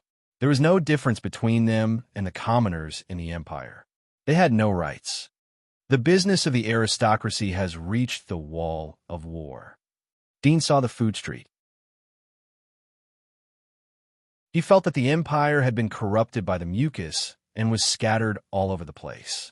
After dinner, Gully took Dean to the tavern to relieve his boredom. But Dean refused. Dean didn't have much demand for women. Moreover, he had a person who was worthy of his life. Gully seemed to be hungry and thirsty.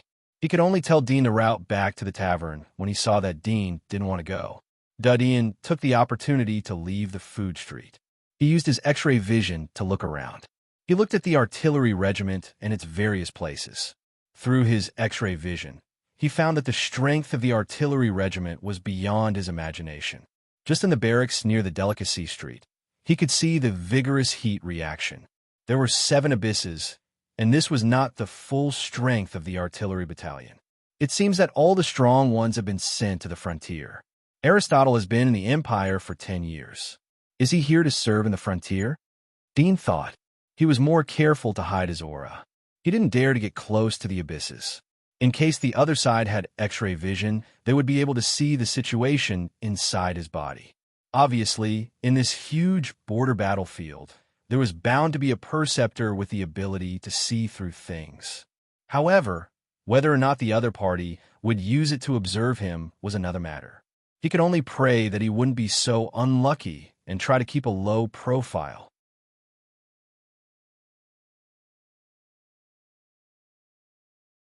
Chapter 1047. In the blink of an eye, Dean had been on the God of War's wall for 3 days. On the morning of the 4th day, Fitter suddenly gathered everyone and told them that there was a mission from the front line. Dean and the others had only 1 hour to prepare. They had to arrive at the front line by noon. "Little Dean, how's your artillery practice?" Deputy Platoon Leader Hunter found Duddian. Duddian was bearded and looked to be in his 40s. There were 2 cross scars on his thick and hairy arms. "I've completely mastered it," Dean replied. Hunter shook his head and smiled. "I wanted to find an excuse for you to rest. But since you have mastered it, go and prepare. This is your first battle, and you will be on the front line. Follow the others and retreat. Be smart. Also, don't worry about the artillery. Your life is the most important." Dean nodded. "Thank you, Deputy Platoon Leader." He found that the people he met this time were pretty good. Less than half an hour later, everyone gathered at the small area in the tents. Fit and Hunter took the lead and left the tents, heading in the direction of the outside of the Battle God wall. They walked along the wide path in the center of the tents, and when they reached the end, the scenery outside the Battle God wall appeared before their eyes. However, it wasn't the mountains and rivers they had imagined. Instead, it was a land filled with holes. Dean looked into the distance, but didn't see the fortress wall on the east side of the God of War's wall. It seemed that the enemies on each side of the God of War's wall were different. That was probably the reason why there weren't so many high-end technologies and spaceships on the east side of the God of War's wall. Artillery Regiment, 3rd Company, 9th Platoon reporting for duty. Fitter shouted. A young man in military uniform with a gold star on his shoulder looked at them and ordered the short-haired female assistant. "Register them on the airship." "Yes." The short-haired woman nodded and came to Fitter for registration. Under the leadership of Fitter, everyone boarded the airship next to them. Each airship carried 5 people. There were 6 people, including the pilots. While Dean and others were still queuing up to register, Fit and the other 4 had already boarded the airship and left. Soon the second airship followed. In the blink of an eye, it was Dean's turn. He stood together with Gully and boarded the same airship. The airships formed a line and flew out of the Battle God wall. Clouds and mist lingered in the air. When one's vision passed through the devastated land, they could faintly see a stretch of darkness at the end of the horizon. This touch of darkness made everyone feel depressed. No one spoke on the airship. Even Gully, who was a bit talkative, was silent. He only said a few words to Dean and then remained silent. Half an hour later, the airship slowly landed. Dean silently estimated the distance and the speed of the airship. He found that the battlefield was at least 200 miles away from the God of War's wall. Although this distance was nothing to him, but it wasn't close on land. It could be seen that the war in the south wasn't limited to the God of War's wall, but outside the wall. It showed that the Empire's defense in the south was in a state of suppression. Gully sighed as the airship slowly landed. "I hope everyone can survive this time." They were thinking about whether they would die or not. "We will see the trolls soon." Dean was looking forward to it. The airship landed in a trench. The ground was full of trenches, and there were anti-aircraft turrets. There was a 50 meters high stone wall in front of them. There were many monsters flashing outside the stone wall, but it was difficult to get close to them due to the heavy firepower bombardment. They got off the airship. Fett was already waiting in front of Trench. The people who got off the airship were lined up. Dean, Gully, and others quickly rushed over and stood at the back of the line. Fett waited for a moment as the last group of people arrived from the airship. He said in a loud voice, "I got the news that the trolls will attack in an hour. They are just the vanguard sent by the trolls. They are pretending to attack to test our defenses. In the next hour, everyone must adjust their state and stick to their posts. No one is allowed to leave without the order to retreat. Otherwise, you will be punished according to the military rules." "Yes." Everyone roared in unison. Fett nodded and let Hunter lead the people to their respective posts. Cannons had already been set up next to the trench. There were huge steel wheels under the bases of these cannons that could be pushed, but at this moment, the wheels had already been erected, and there was a support below, firmly fixed to the ground. Two people took turns to control a cannon. Dean and a familiar person were assigned to a cannon. The person seemed to know that Dean didn't know him. He stood on the base of the cannon and smiled. "Hello, Lionel. My name is Delia."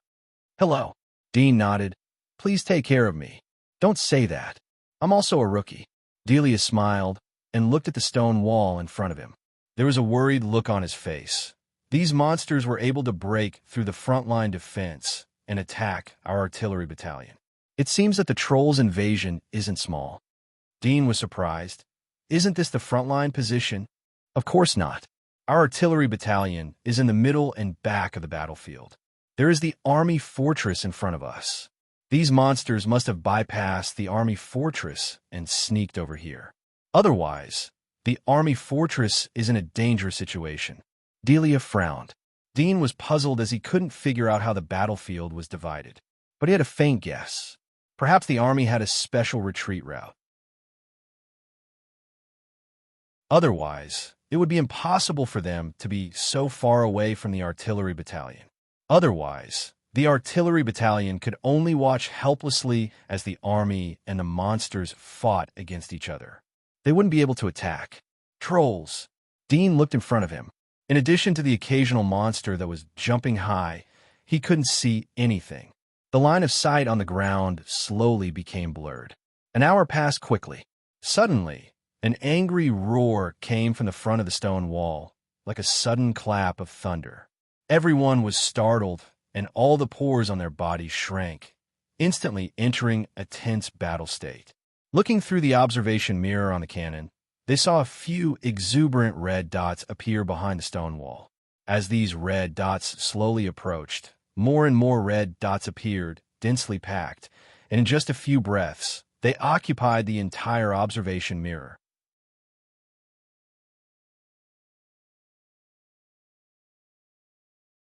Chapter 1048. Woo! The melodious sound of the horn came from the turrets behind the stone wall. The horn was made of the horn of the monster. The sound was simple and vigorous. It could stimulate people's fighting spirit. The stone wall stretched across the front of the battlefield. There was a turret every 10 meters. At the moment, all the horns on the turrets sounded in unison. It was like the howl of a sleeping giant beast. The sound was huge and resounded throughout the battlefield. The sound waves of the horn stimulated the scalp of many soldiers. Their blood was boiling and their fighting spirit was surging. Dean felt that there was only the sound of the horn in the world. He couldn't hear anything else. The killing intent in his body was gradually awakened. In the battlefield environment, it was easy to be emotional. He took a deep breath and calmed down. But he heard a roar coming from the side.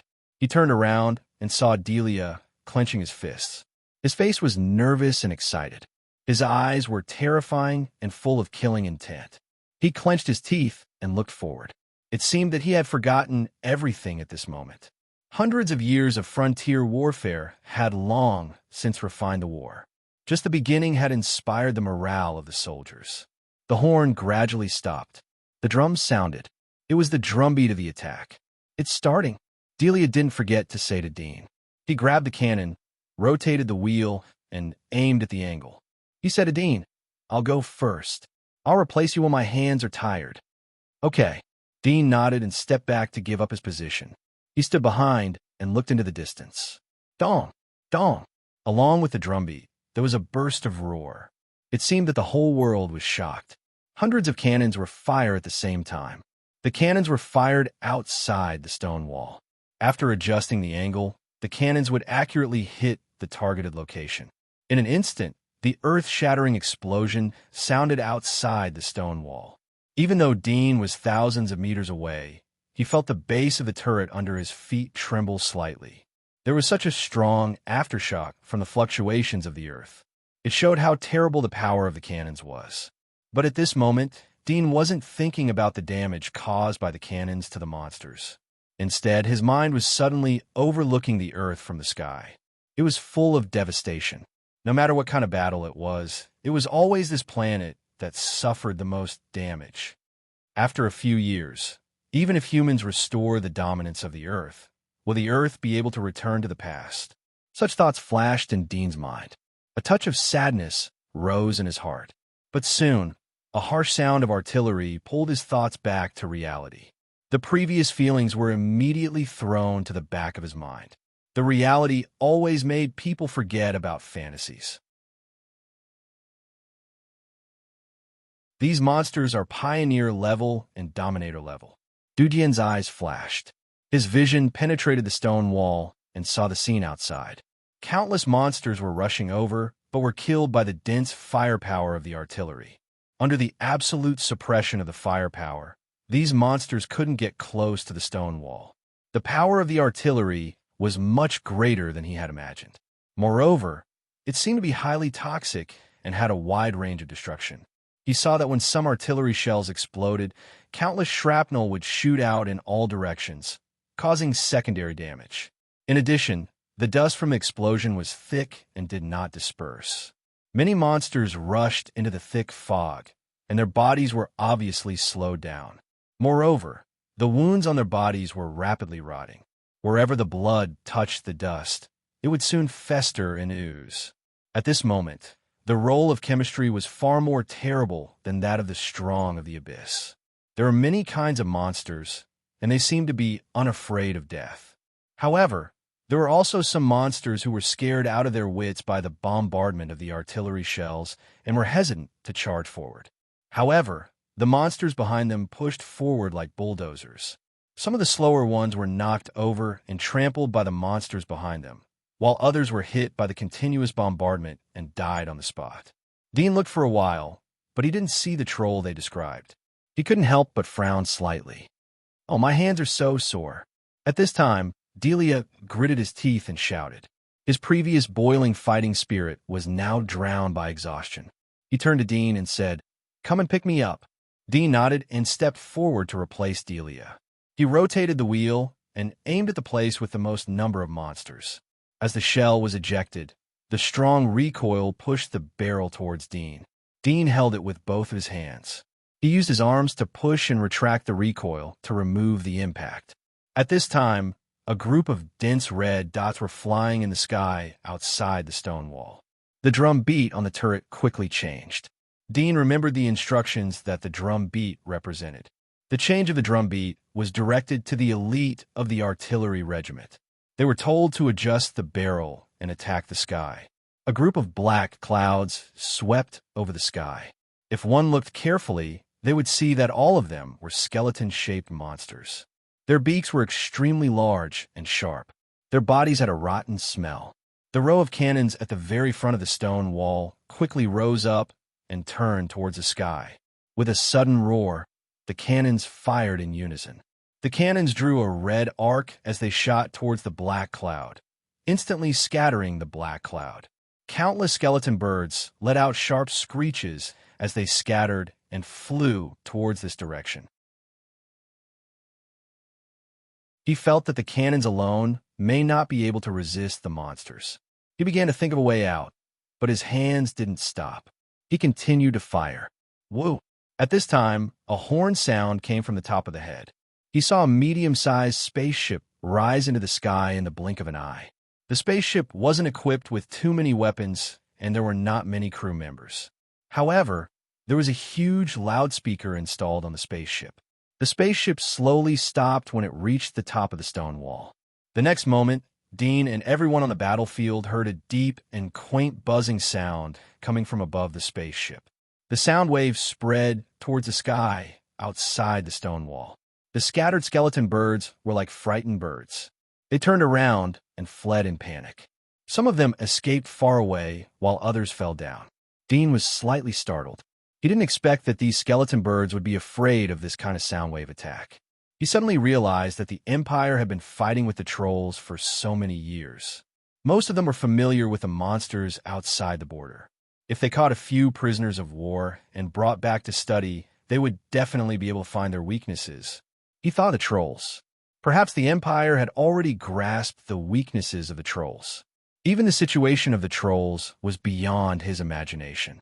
At this moment, there was a sudden change. A beam of light suddenly appeared and penetrated the spaceship above the stone wall. This beam of light had a diameter of more than 10 meters. It was shot from a very far distance. It was so far that Dean couldn't see the end of it even with his X-ray vision. At this moment, the beam of light flashed and the spaceship was pierced through.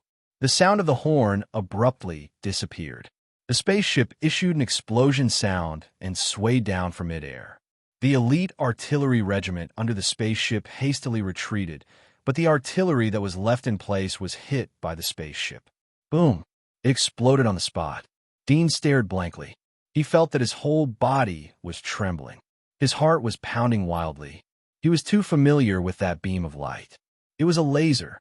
These giant demons could actually use lasers. If the laser was aimed at him, perhaps he wouldn't even have the time to react. He would be directly obliterated. With a diameter of more than 10 meters, his whole body would turn into ashes and disappear. This sudden sense of danger made him want to immediately leave the battlefield. If the troll race could release such a large laser beam, then it should be quite common to see such a small laser cannon.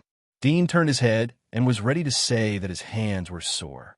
He asked Delia to replace him, but he saw Delia staring at the explosion of the spaceship. It seemed that he didn't expect this sudden situation. He lightly coughed and interrupted him. "My hands are tired." Delia was stunned for a moment. He reacted and quickly came forward to replace him. His forehead was full of cold sweat. Dean saw that Delia was also scared. He asked, "Haven't you seen this situation before?"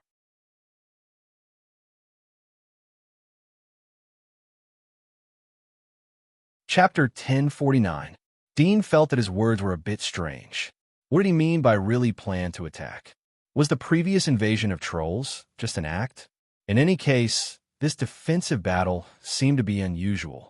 He extended his perception to the surroundings and was ready to evacuate at any time. At this time, a burst of drums sounded. At the same time, the horn howled. It was the signal for the whole army to retreat. Dean quickly pulled Delia. "Run." D-Ray felt his body was suddenly out of control. By the time he reacted, he had been dragged under the cannon by Dean. He didn't have time to think about it. He looked up in a hurry and saw that the people on the other cannons were also quickly retreating. He was relieved and turned to follow Dean's figure. Boom! Both of them didn't run for a few steps when a violent explosion sounded behind them. The strong impact shook the ground. Both of them turned around and saw that the stone wall was broken. There was a huge hole in it. The edge of the hole was scorched black. It seemed that something had burned through it. Roar! Ferocious monsters poured out of the hole. There were centipedes that were 10 feet long, monsters that were half snake and half dog, monsters with bodies that looked like mud and mucus. Countless strange monsters made the hole bigger and bigger. Without the suppression of the cannons, the monsters outside the wall quickly approached. Soon, monsters climbed in from the top of the wall, opened their bloody mouths, and let out ear-piercing roars. Dean's face slightly changed as he looked at the back. There was no sign of reinforcement coming from the direction of War God's wall. His heart sank as he frowned. He felt that things were a bit strange, but he couldn't tell what was strange. Run! Gully, Fitch, and others ran over and quickly caught up with Dean and D-Ray. They waved and shouted at the two of them. Delia's head was full of sweat as he ran, but his speed was only a little bit slower than Gully, Fitch, and others. He was soon left behind. Dean didn't accompany him as he accelerated to catch up with Fitch. In the blink of an eye, they came to the airship that was parked at the back of the battlefield. Dudian and Fitch grabbed the same airship and quickly drilled in. Fitch shouted at the frightened pilot, "Take off." The pilot was startled. "It's not full yet. Bastard. Hurry up and activate it. They will be here soon." Fett punched the back of the chair and roared. Dean suddenly found that he couldn't recognize the platoon leader. It was far from the previous gentle image. His heart sank, and he asked, "Platoon leader, has this happened before? Isn't our artillery regiment at the back of the battlefield? Are the trolls attacking?" Fitch glanced at him, and his anger subsided a little. He gritted his teeth and said, "I don't know. Something must have gone wrong. Those bastards from the intelligence department, I don't believe that they didn't know what was going on in front of us. How could they only let us retreat now? Damn it. Roar." At this moment, a roar came from afar. Dean quickly looked over, and his pupils shrank. He saw a row of black behemoths more than 10 meters tall, smashing the stone wall and pushing over. The behemoth's body structure was strange. They maintained an upright position, and their whole body was covered with metal armor. There were sharp blades and barrels. At first glance, it looked like a giant mecha. The behemoth's head was in the shape of a huge lizard's head, but it reflected a metallic luster. At first glance, it looked like a machine. Its blood-red eyes were like two diamond-shaped rubies. It wasn't a monster, but a machine. After the shock, Dean's eyes flashed.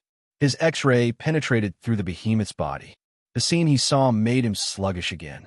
The internal structure of the behemoth was really composed of mechanical parts.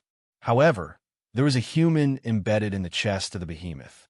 There were pipes inserted into the hands, feet, neck, forehead, and other parts of the body. It seemed that their bodies were connected to the behemoth. Mecha. Human. Dean was confused and couldn't respond. When he saw a beam of red light shoot out from the blood-red eyes of a giant beast and detonate a nearby cannon, he suddenly shivered. He could not help but grab Fit beside him and ask, "These are the trolls?"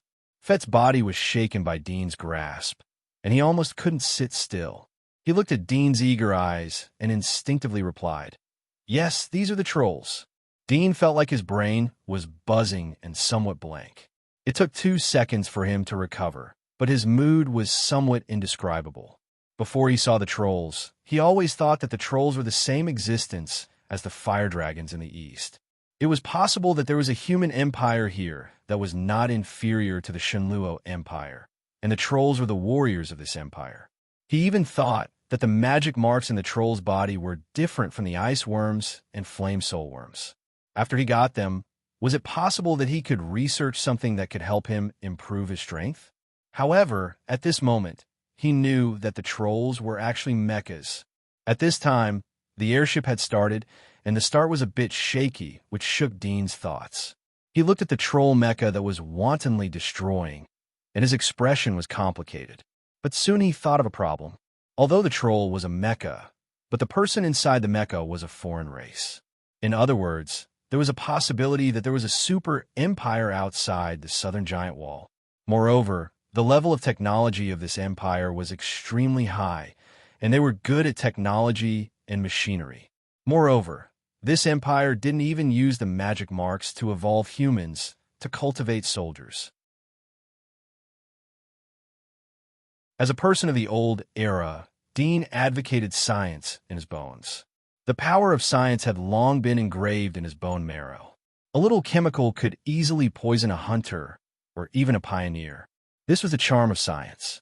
Even existences like the 7 great monarchs would most likely not be able to withstand the impact of a nuclear explosion. Just the high temperature of the explosion was enough to melt everything. Maybe I can find a way to save the undead here. Such thoughts flashed in Dean's mind for a long time, and he was a bit silly for a moment. Wait for us. Come on. Take off. Mother of Asterisk, take off. At this time, roars and roars came from the surroundings.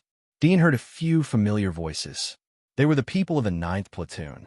He looked down and saw a few soldiers of the 9th Platoon who had chatted during the meal. At this time, the surrounding airships were ready to take off. The pilots of these airships were aware of the danger of death when they saw the trolls. They didn't wait according to the military rules. Some airships took off, and some flew in the air. The soldiers who chased after them jumped on the support under the airship and almost shook it down.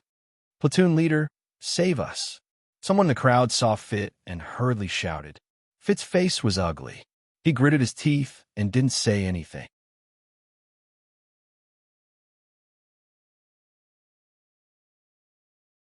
Chapter 1050. Roar. Right at this moment, a broken pitch-black cannon barrel suddenly flew up from below, creating a gust of wind. "Not good," Dean hurriedly shouted, intending to remind the pilot. The pilot froze for a moment. Before he could react, the cannon had hit the bracket under the airship. The huge force instantly flattened the bracket and penetrated into the airship. The airship was smashed from the middle. Dean reacted in advance and dodged to the side to avoid the impact of the cannon. But the other soldier who was sitting next to Fitch wasn't able to react in time and was hit by the cannon. His legs were broken and his body was twisted. His internal organs were broken. It seemed that he wouldn't be able to live. The airship broke into two halves and fell from midair. Dean glanced around and saw a slowly rising airship nearby. He immediately stamped his feet and jumped toward the airship. He grasped the landing bracket under the airship with just enough strength. The airship slightly shook and several people on it exclaimed. They were anxious and angry when they saw Dean was holding the bottom of the airship, but they were too embarrassed to drive him away. They could only secretly pray that the airship wouldn't overload and crash because of Dean. Fitch, who was at the other end of the broken airship, fell to the ground. He crawled out of the broken iron pieces. His face was pale. He followed the other soldiers who didn't have time to take the airship. At this moment, the monsters were approaching. Even if they took the airship, it would be too late to take off. They could only rely on their legs. These are the soldiers of the border defense. Dean frowned slightly as he looked at the soldiers who were fleeing. He felt a bit disappointed and puzzled. They were able to predict the invasion of the trolls so accurately. The reconnaissance system was powerful and the war was exquisite. But why were they so vulnerable now? These soldiers had no blood. What was the difference between them and the ordinary pioneers in the giant wall? It felt like a delicate feast. The decoration was perfect, but the main dish on the plate was rotten. The so-called war was a confrontation between people. But Fitch and the other soldiers, in addition to being able to operate the artillery, didn't have the slightest sense of unity, blood, and killing intent that a soldier should have. Suddenly, Dean thought of himself. After a short training, he was sent to the battlefield and became a soldier. What did this mean? The Empire was short of people. There is a shortage of people at the border. Every time a war breaks out, there will be more or less casualties. Humans need a lot of resources to cultivate a master of the wilderness level. For the weaker giant wall, it is acceptable. But if it is a master of the wilderness, or even a dominator, then a lot of resources are needed to cultivate them. However, there were countless of such experts at the border. Every time there was a war, a large number of them would die. Even with the foundation of the empire, it was difficult to sustain such consumption. Therefore, although there were many soldiers at the border, they were not elite soldiers. Perhaps only a very small number of elite soldiers had truly received strict training. After all, to train a qualified and strong-willed soldier in such an army was not something that could be done in a short period of 1 or 2 years. It might take 3 to 5 years to get used to each other. And when such soldiers came to the battlefield, they might be exhausted in just one battle. Therefore, such elite troops were extremely few in number. Ordinary soldiers like Fitch were veterans, but strictly speaking, they were just miscellaneous soldiers. The troll race drove the monsters to attack, and then put a small number of their own people to control the direction. But the Empire has the Wall of War, so they can't drive the monsters over. They can only rely on human soldiers to resist the monsters. It's not cost-effective. Dean thought. The airship slowly ascended, flying higher and higher. The battlefield on the ground was getting smaller and smaller. The huge artillery at the moment looked as small as a palm. The troll that was more than 10 meters tall looked like a small person. As for Fitch and other soldiers who were running on the ground, they were like ants fleeing on the ground. All the soldiers sitting on the airship silently looked at the scene, although they had the heart to help. But the fear of death made them more rational. They chose a more beneficial way to survive. But as they saw their compatriots being slaughtered, eaten, and bitten to pieces by the monsters, they couldn't help but feel a sense of sadness. This emotion wasn't hypocritical, but the human instinct was stimulated by the visual stimulation. Dean looked down and saw that Fitter was being overtaken by a 4 to 5 feet tall monster. The monster ejected its venomous tongue as fast as lightning as it touched Fitter's body. Fitter was sucked into its mouth and was bitten to pieces. Previously, he thought that if they were in danger, he would try to help them as much as possible. But now he could only watch them die. If he made a move at this moment, it would inevitably attract the attention of the troll. He didn't even know whether the army's intelligence system covered the battlefield or not. If it did, then it would be tantamount to exposing himself. The intelligence is wrong. How come the reinforcements haven't come yet? How come the intelligence is so slow?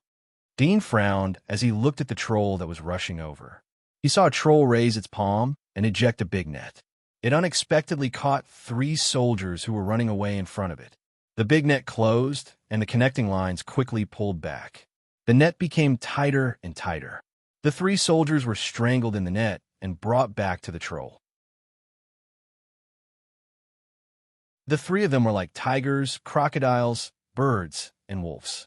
They used their sharp teeth and claws to attack the big net, but they couldn't break it.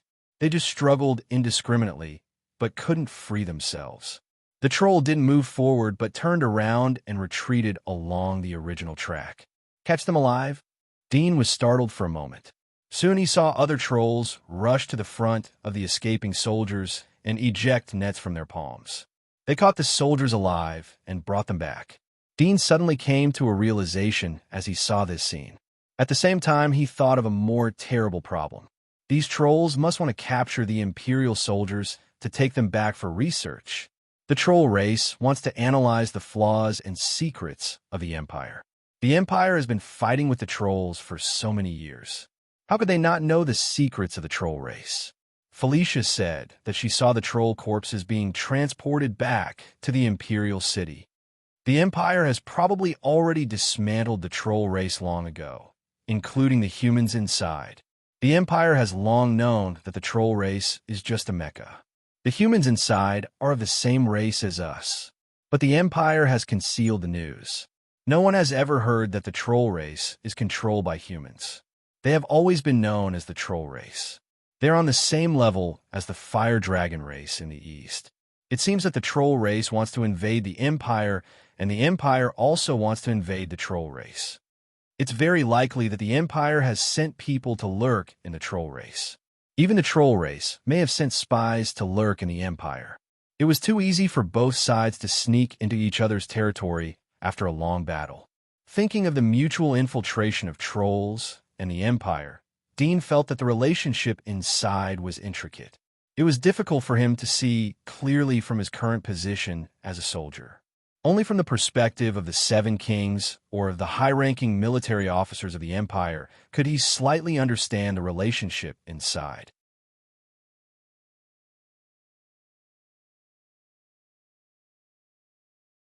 Chapter 10:51.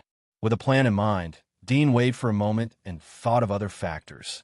Finally, he made a decision. He loosened his grip as if he couldn't hold it stably. He screamed and fell down. Dean didn't look at the troll, but at the direction of the God of War's wall. As he thought, he didn't see any reinforcements from the abyss. A large number of trolls have appeared here and started the cannon to bombard the spaceships. The reinforcements haven't arrived yet, and the trolls are wantonly capturing the soldiers.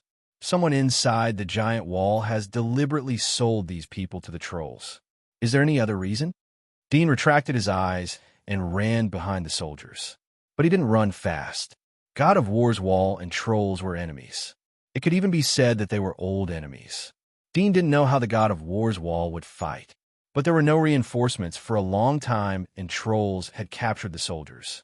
This was undoubtedly the best evidence. There was a traitor inside the giant wall. The purpose of this battle was to provide the giant wall with soldiers of the Empire as their experimental subjects.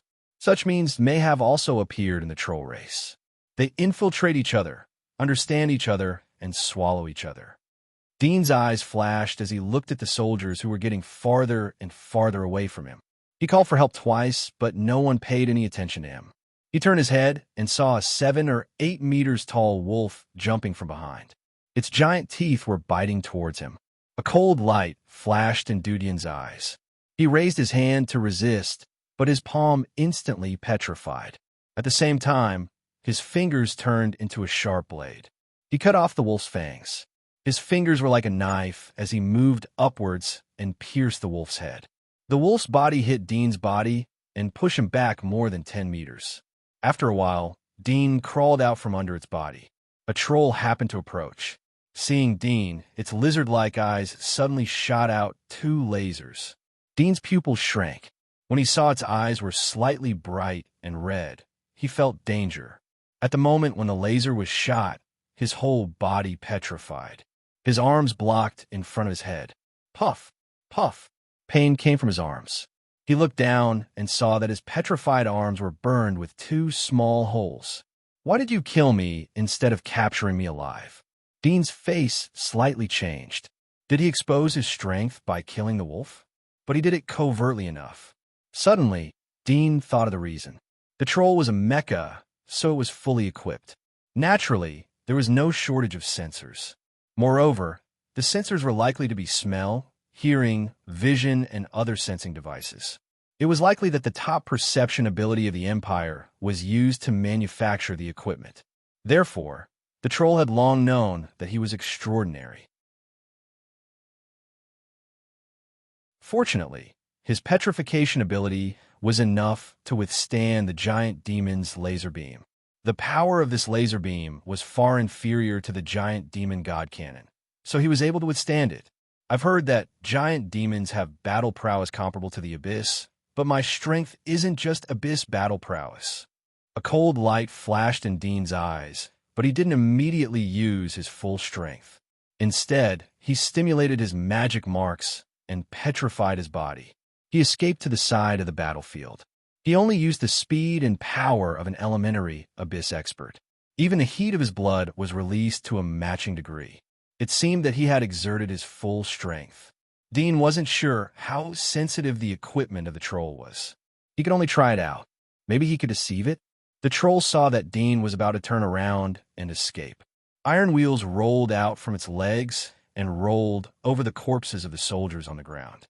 The troll's huge weight directly crushed the corpses. Cracking sounds of bones breaking could be heard. At the same time, the troll's pupils continued to shoot lasers. It seemed that it had locked onto Dean. Dean's body was petrified.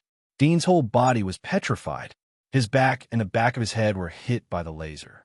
He growled and grabbed the slate on the ground. His ability was activated. The slate suddenly shook into dust. It seemed that the density had shrunk. When the laser hit the slate, it penetrated the slate and lost its power. It hit Dean's body without any pain or itch. Dean was relieved. He didn't expect that he could use his ability in a crisis. Sure enough, fighting was the fastest way to improve his strength. The troll saw that the laser couldn't do anything to Dean, so it angrily chased after him. A harsh sound echoed from the top of his head. It was the siren of the old era.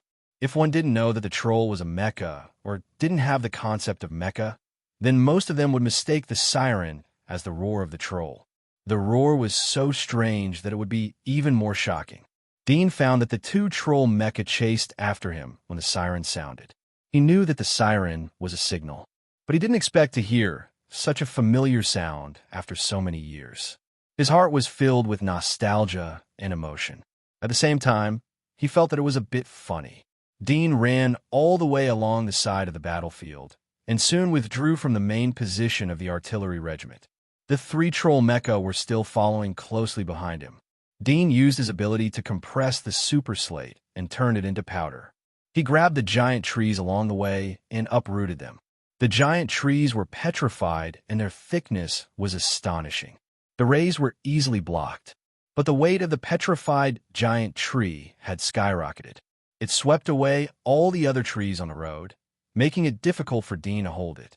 This ability can actually change external objects. I don't know the reason. Unfortunately, I only know how to use it, but I don't know the reason, Dean said in his heart. His ability was released by instinct. Unlike other magic marks warriors, who had illustrations to refer to and the guidance of the predecessors who had the same magic marks, they knew the characteristics of the ability and knew how to use it. The three trolls saw that the laser couldn't do anything to Dean. The surface of the armor on their chest, arms, shoulders, abdomen, and other parts turned over. Black barrels extended from inside. Their wrists were thick and strong.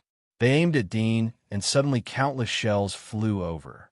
Dean saw the situation behind him through the vision of the splitter. His heart jumped.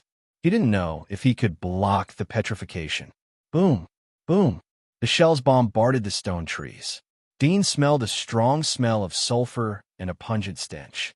His heart was not good. The shells were actually mixed with highly toxic poison. He looked at the stone tree behind him and saw that the stone tree was full of potholes, but it was not damaged. He was relieved. He was secretly amazed at the power of his petrification ability. This tortoise shell was indeed a defensive magic mark. Damn, it's too hard. The three troll mecha didn't expect that such a violent bombardment of firepower wouldn't kill Dean. They gritted their teeth in anger. It was the first time they met such a tough defense of the lower abyss. If it wasn't for the fact that Dean's speed wasn't fast, the heat response of his body wasn't strong, and the life index detected by the troll mecha was only at the lower abyss level, they would think that he was a middle level or even an upper level abyss powerhouse. His defensive magic mark is estimated to be at the top level. Get ready to use the demon blade, the youth in the troll mecha in the middle said.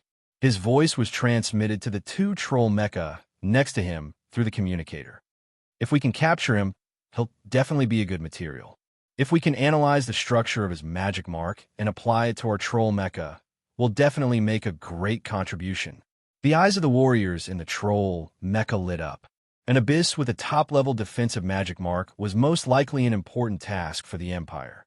If they could capture him, they could not only analyze his magic mark, but also interrogate a lot of information. It would definitely be an unimaginable contribution. Thinking of this, the three of them worked harder. Their fingers were as fast as phantoms as they operated on the virtual keyboard of the mecha.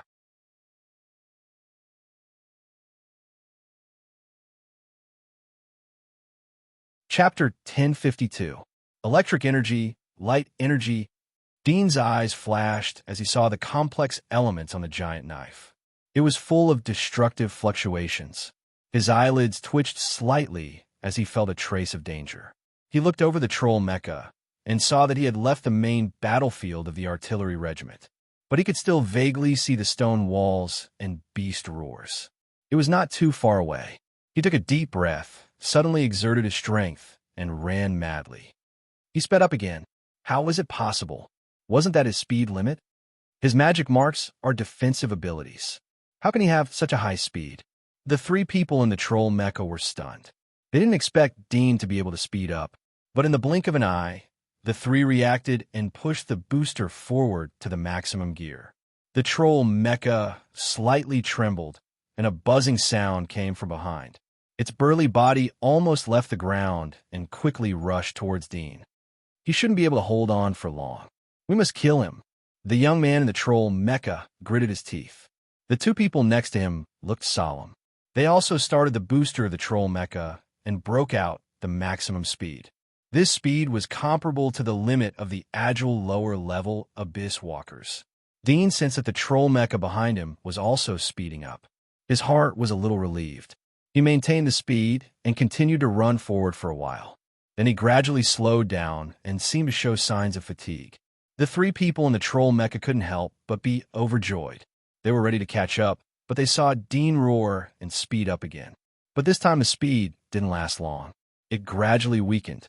However, when the three people in the troll mecha were about to catch up, Dean roared again and his body accelerated again. After repeating this 4 times, the three people in the troll mecha felt a little angry and impatient. They didn't expect this alien remnant's willpower to be so tenacious. If it was an ordinary person, they would have long been squeezed dry. Once again, Dean's speed weakened. The three troll mecha quickly approached, but this time Dean was slow to increase his speed again. Soon, the troll mecha was less than 10 meters behind Dean. The troll's hand was surrounded by electric light, and the electric light was thrown out from the blade. It was like the sword energy in martial arts novels, fast as lightning. Dean, who was always paying attention, was surprised to see this and hurriedly dodged. The sword cut the ground, creating a trench of 4 or 5 meters deep. The energy of this weapon can be launched at close range. The distance should be limited. Otherwise, I would have used it before. Dean's eyes flashed. His body suddenly flew forward and once again accelerated. But this time, he did not roar in anger, nor did he appear forced. Instead, he suddenly shot out like an arrow that had left the bow. When the people in the three troll mecha were stunned, Dean suddenly stopped. From extreme movement to extreme stillness, his body didn't shake at all.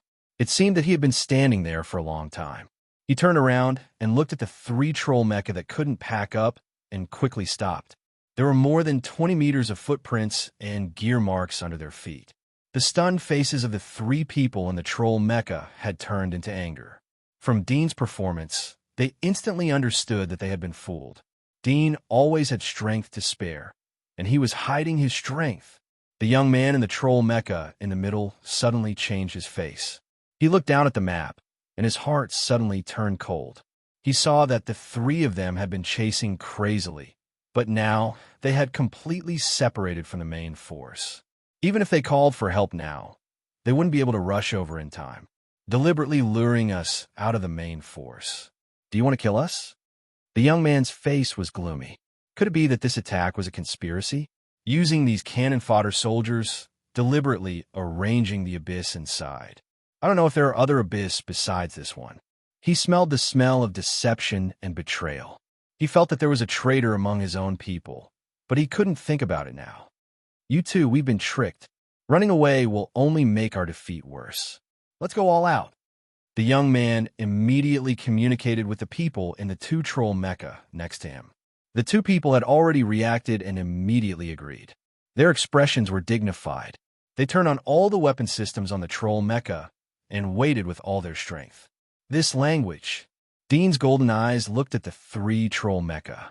He saw the lips of the three people inside the mecha as they communicated. He couldn't help but be slightly startled. Then he lightly exhaled and whispered, "Since you're of the same race, I'll let you die quickly." As his words fell, he suddenly pounced. He's coming. The gazes of the three people in the troll mecha tightened. Just as they were about to react, their expressions suddenly changed. Their eyes were filled with shock. With a loud bang, the troll mecha on the left shattered. It had been sliced in half by something sharp. The mecha operator inside was also cut in half, right between the eyebrows of the mecha operator, and his body split into two. The young man and the other person were scared silly. It was too fast, so fast that they couldn't react in time. Bang! The troll mecha on the right was also split in half. The mecha operator inside was dead like the troll mecha. Plop! A pair of feet fell on the head of the troll mecha in the middle. The mecha sank slightly and sank into the soil. Through the screen of the troll mecha's eyes, the young man's face turned pale. He slightly raised his head and looked at the owner of the feet. There was a sharp tail blade extending from the buttocks of the troll mecha. It was obviously this strange beast tail that had broken the troll mecha. Monster! The young man's eyes showed despair. The strong fear made him unable to breathe. Come out. Let's have a chat. Dean smiled as he put away the tail blade. Hearing Dean's words, the young man was stunned. His eyes widened as he looked at Dean incredulously. His expression was more shocked than when he saw Dean's body. After a long time, he recovered. He looked at Dean sitting on the troll's shoulder, leisurely swinging his feet. He knew that he couldn't run away. After hesitating for a moment, he finally pressed the switch. The troll's chest slowly opened. The young man's seat pushed up and pushed him out. He turned around and climbed to the troll's other shoulder. Looking at the height of more than 10 meters, he took a deep breath and stared at Dean. "Who are you? Why do you speak our language?" Dean smiled gently. "It's also my language. It's my mother tongue." "Mother tongue?"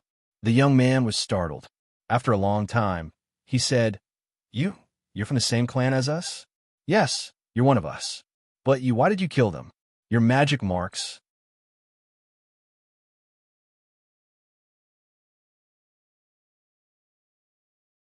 Chapter 1053. The youth looked at Dean. There was some doubt in his heart. He couldn't see any killing intent or hostility from Dean. It seemed that the previous pursuit was an illusion. From the appearance, Dean was definitely one of his clansmen. He had the same black hair, black eyes, and skin color. Moreover, he knew that their language was complex. It would be difficult for them to learn it.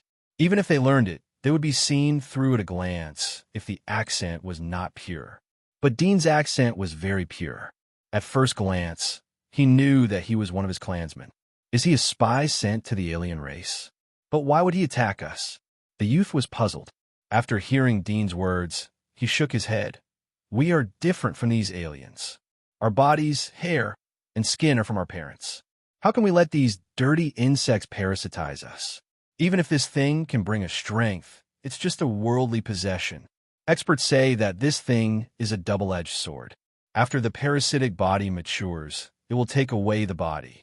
So the end of this road is not hope, but destruction." Dean's eyes flashed with a trace of surprise. He didn't expect that this was a secret taboo in the giant wall. But here, it was known by everyone. "So you don't have magic marks warriors and rely on these mechas?" Dean asked. There was a bit of pride in the youth's face. "Of course, these mechas are the crystallization of science and technology. We believe in the power of science and technology, not some crooked way. There are top kings inside the giant wall. Relying on this level of mecha shouldn't be a threat to them. Do you have more advanced mecha? Or more powerful weapons?" Dudian pondered and asked. "Of course, this is the lowest level of war mecha. We have dragon mecha and the most powerful war god mecha." The youth's face was full of pride. He suddenly realized that he had unconsciously said so much. Fortunately, these weren't important secrets. The people inside the giant wall already knew about them. He was relieved and made up his mind not to say anything more. "You are one of my clansmen. Why are you inside the giant wall? Why do you have magic marks parasitic in your body?" The youth turned to Dean and asked. "I have my own identity. You're not qualified to know." Dean smiled. His words were blunt, but his expression was light. "Don't try to inquire about my identity. Just answer my questions." The young man was startled, and then his heart was filled with rage. Suddenly, his eyelids twitched. Is he really a spy sent by my clan? If he was a spy, how could he not know anything about our clan? Strange. Could he be a remnant of our clan? No, those survivors have long forgotten our language. How could he still remember it? No. I heard you mention the word expert. It seems that your history should have recorded a lot of things from the old era, right? Dean asked him. The young man woke up from his contemplation and said with a frown, "I can't tell you this before I know your identity." "Why?" Dean shook his head and sighed. The next moment, the sharp tail blade wrapped around the back of the troll's neck and extended to the cheeks of the youth. A monstrous, murderous aura broke out from Dean's body, making the youth's whole body shiver. It was as if there was a bloodthirsty tiger sitting next to him, surrounded by a sea of blood. Although he had been trained and had been to more than 10 battlefields, he was shocked by this sudden killing intent. His face turned pale, and his teeth trembled. "You." He looked at Dean in horror. A moment ago, he felt that he might be able to survive, but now he felt like he was being held by a tiger's mouth and would die at any time. All the speculations about Dean's identity were scattered at this moment. "I ask you, answer." Dean stared at him with deep eyes. The youth gritted his teeth. "If you want to kill me, then kill me. I won't betray my clan. Do you have a wife? Think about your wife, children, parents, friends." Dean looked at him quietly. "Is it worth it to die here? No one will remember you. Even if you are stubborn, I can find someone else. You can be stubborn, but it doesn't mean that others will be stubborn. There will always be people who are loyal to their family and willing to sacrifice. Do you have the heart to let your parents not see your body? The youth was stunned and couldn't speak. He was still unmarried, but the parents mentioned by Dean had hit his heart. Thinking of the two ordinary faces in the depths of his memory and the expectations in their eyes, he couldn't help but want to cry. Be loyal to your family, and you can be loyal to your nation. Your resistance and death are worthless and meaningless. Even if you tell me, it doesn't mean that you will betray us, because I will know it sooner or later. Dean continued to speak. His voice was flat, but like a magic sound, it drilled into the ears of the youth, guiding him. The young man sat on Emeka's shoulder in a daze. He slowly regained his senses and took a deep breath. You're right. Unfortunately, he smiled bitterly. Our ancient Huaxia only has warriors who die in battle. There are no warriors who surrender. As he said, he took out a dagger from nowhere and stabbed the youth's throat. His wrist was suddenly broken, and the dagger fell to the ground. Dean stood in front of the youth, looking at him quietly. Without my permission, how dare you end your life? The youth was stunned. The next moment, the pain of his broken hand made him scream. He held his broken hand and howled in pain. Do you know what will happen if you go against me? Dean lifted his shoulder and brought him to the ground in front of the mech. I can learn your identity from others, find your parents, friends, your lover, your first love, anyone who is related to you. I can let them taste pain and die, but I can also let them suffer humiliation and live like dogs, begging for death. As he said, he bent down and pinched the wound of the youth's broken hand. The strength of his fingers was sometimes heavy and sometimes light. The youth screamed, and cold sweat covered his head. He looked at Dean in horror. Dean's words filled him with anger and fear. He screamed, "You are a devil, a despicable devil. Your instructor taught you to die bravely for the country, but your parents raised you for so many years. What do you use to repay them? Did you listen to their teachings? You would rather listen to an instructor you met halfway than listen to your parents. You killed them." Dean continued, and his words became sharper and sharper, like a needle piercing the ears of the youth. At the same time, golden light flashed in Dean's eyes. He completely mastered the structure of the youth's body. His fingers turned into sharp blades, and the fingertips were burning with flames, roasting the bones of the youth's palms and constantly piercing the nerves of the youth's arms. The severe pain made the youth faint on the spot, but he was awakened by Dean's slap. Dean repeatedly woke him up and subjected him to both verbal and physical torture.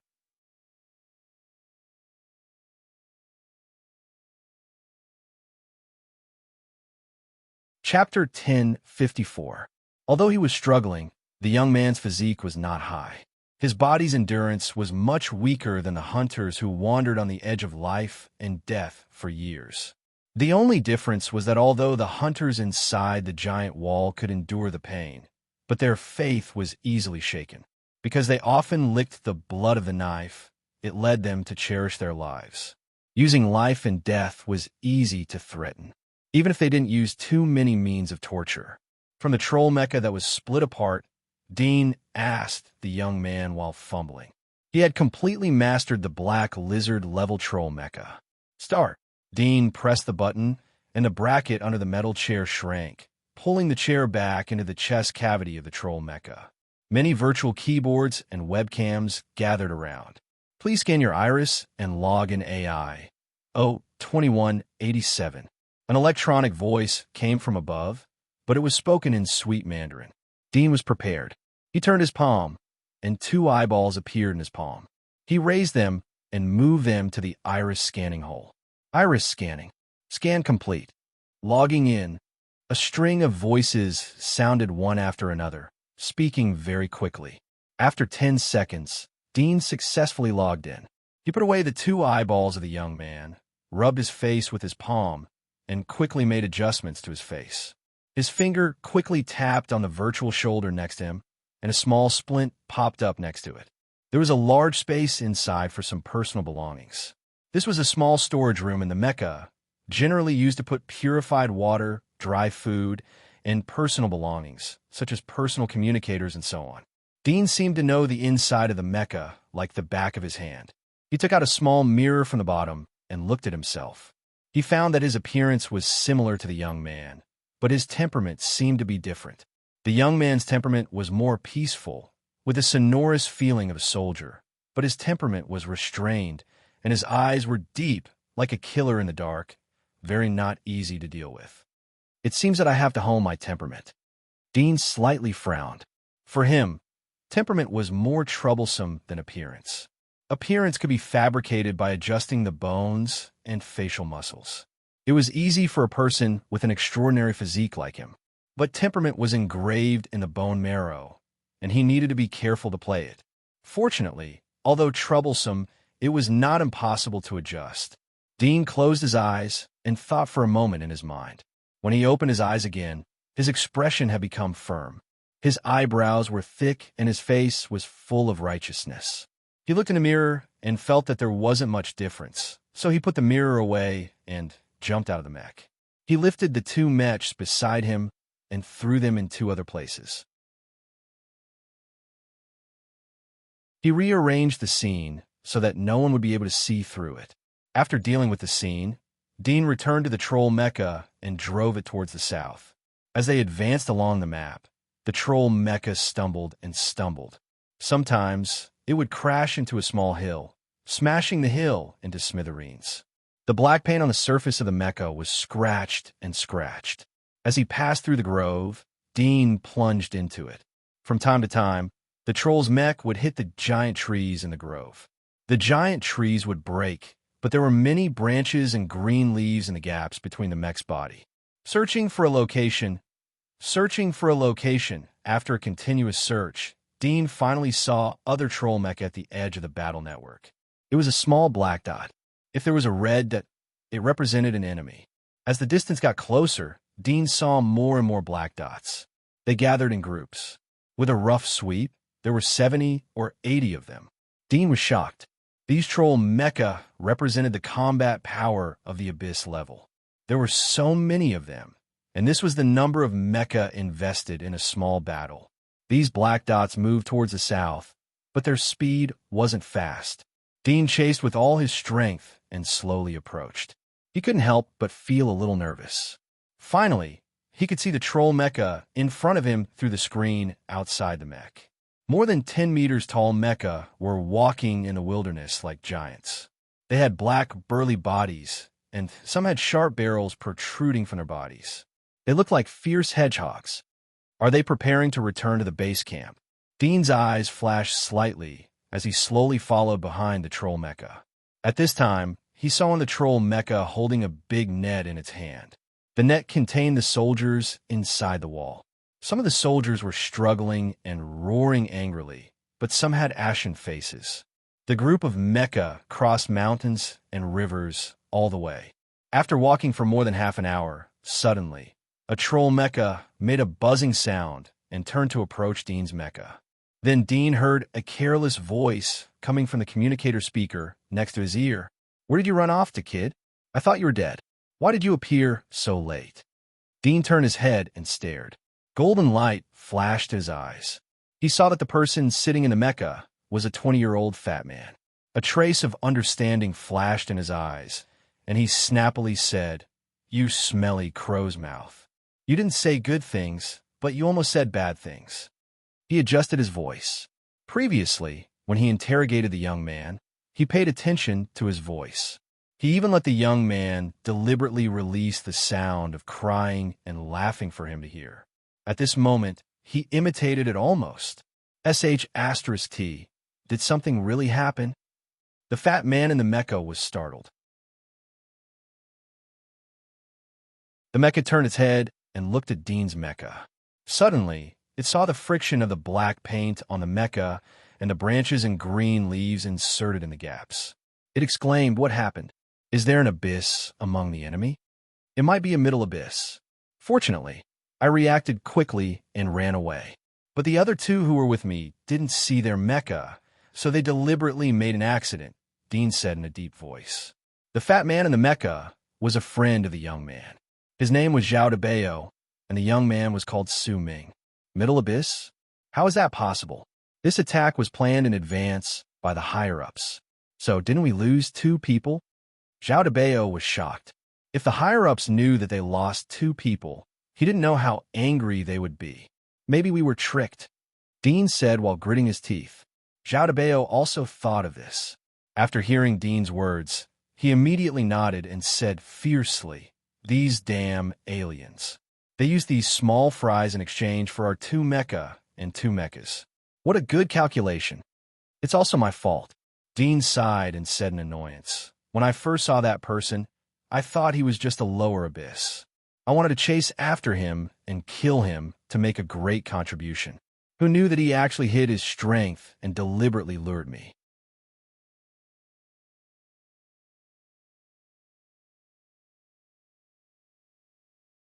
Chapter 1055. Sister sick? Dean was calm on the surface, but his heart was cold. Although he had interrogated Su Ming about his family, Su Ming didn't take the initiative to tell him about his sister's illness. He didn't expect Su Ming to face such trouble. Zhao Debao saw that Dean was silent, so he sighed and said, "In any case, solve your sister's problem first. Don't think too much about it. But this time we lost 2 mecha operators, so the higher-ups will probably interrogate you. If they want to take you to investigate, then go. I will think of a way to deal with your sister's problem." Dean nodded slightly and whispered, "Thank you." The 2 followed behind the troll mecha team.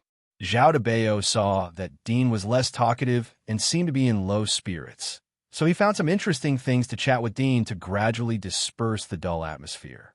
Half an hour later, the troll mecha team climbed over a towering mountain range.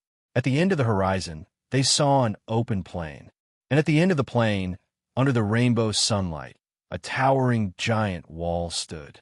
Giant wall. Dean slightly squinted and looked at the majestic giant wall. He found that although the giant wall was majestic, it was completely different from the giant wall in the Empire. The height was only about 200 or 300 meters.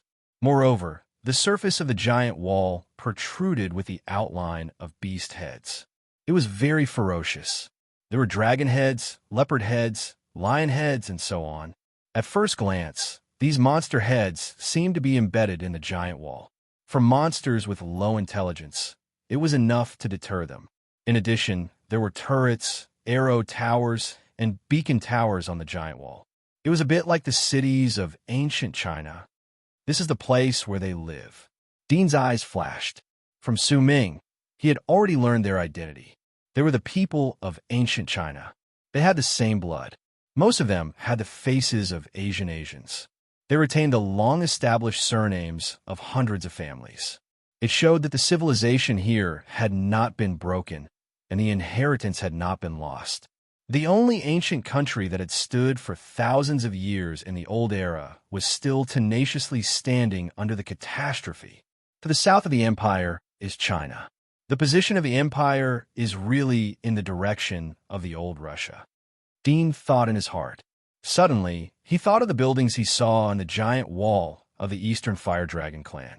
All of them had the ancient Oriental architectural style. Was it also a Chinese force? The team entered the plain and came to the front of the ancient city. The troll mecha at the back opened and ejected a signal flare. The signal flare exploded in midair. After a few minutes, the sound of drums rumbled over the city. The troll mecha in the lead burst into flames beneath its feet, propelling the mecha towards the skies above the city. The rest of the troll mecha followed. Dean immediately pressed on the keyboard. He waited for the troll to take off and then followed behind it. This city doesn't have a gate. Fortunately, the mecha can fly for a short period of time. If the people inside want to go out, then there should be other means of passage. Dudian thought. Dudian found that the aisle over the city was as wide as a helipad as he flew over the city. There were many mecha, armored vehicles, transport vehicles, and so on. In addition, there were small fighters and passenger planes. Dean was a little surprised. His eyes flashed as he looked through the ground above the city. He saw that the thickness of the city was 40 to 50 meters. Behind the city, A large number of stone pillars were built to support more than 10 layers of high platforms. Each layer was more than 20 meters high. There were many weapons, fuel, gunpowder, and other things on these high platforms. In addition, there were many computers and monitors. Dean was surprised. He suddenly found that the biggest difference between the city and the giant wall was not the height, but the construction. The giant wall was a towering wall. It was bare, and the inside and outside were very smooth. It was difficult to attach to it. However, it was obvious that this city was man-made.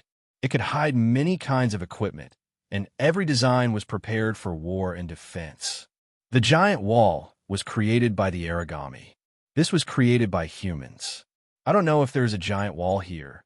If there's an origami. Dean felt a little sour. When he interrogated Su Ming, he was pressed for time and forgot to ask about the origami. Some secrets were covered in the Empire, but standing outside the Empire, it might be easy to get the answer.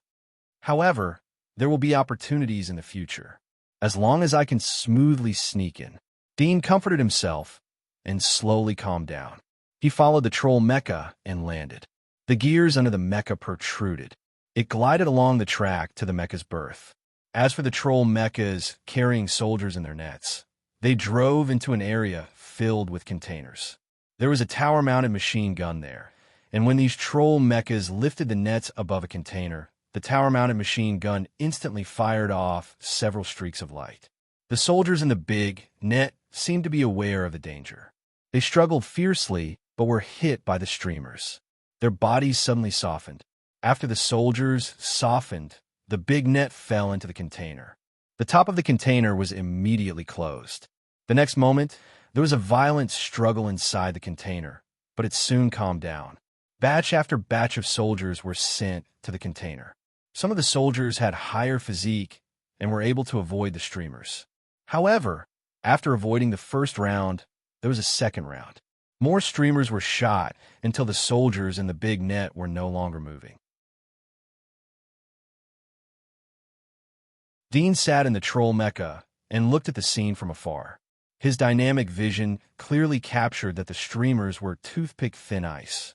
When they were shot out, the thin ice quickly melted and turned into a sharp stream of water. It directly shot into the bodies of the soldiers in the big net. The effect was similar to anesthesia, but the ingredients were 100 times stronger. Some soldiers were clever. They avoided the streamers but pretended to be dead. But when they fell into the container sprayed out a thick mist. They couldn't avoid it and fainted like the others. It seems that these people will be sent for experiments. Dean silently looked at the troll mecha that fell into the hands of the giant wall. He estimated that they would end up the same way. This was war. There was no right or wrong. There were only positions. After all the soldiers were loaded into the container, the other troll mecha that were parked in the berth split open their chests. Alloy ladders extended out from inside, and the mecha operators walked out one after another. Dean and Zhao Debeo came down together. After leaving the mecha, he took out the personal items in the mezzanine, especially the personal communicator inside. It was shaped like a wristwatch, equivalent to a cell phone in the old era. He saw that the other mecha operators were wearing it. He expected that no one would neglect to leave it on the mecha.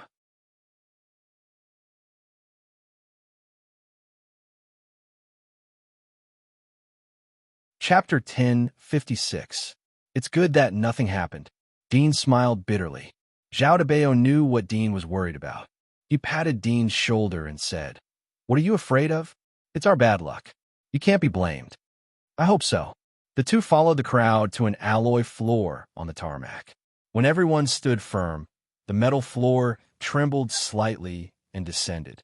The metal plate that looked like a ladder descended directly to the lowest level. In front of everyone was a passage with Chinese characters and an English translation. Everyone lined up in front of the passage and entered the portal at the end of the passage. Medical examination exit. Dean looked at the portal at the end of the passage. His eyes flashed, but he was silent. Soon, all the people in front of the team had left. It was Dean and Zhao Debeo's turn. Both of them entered the portal. They saw that it was very spacious. There were several strange instruments. When they came in, one of the instruments shined green light and scanned both of them. Please come here. A woman in military uniform stood next to the instrument. She was valiant and valiant. Zhao de Bao was obviously familiar with the process.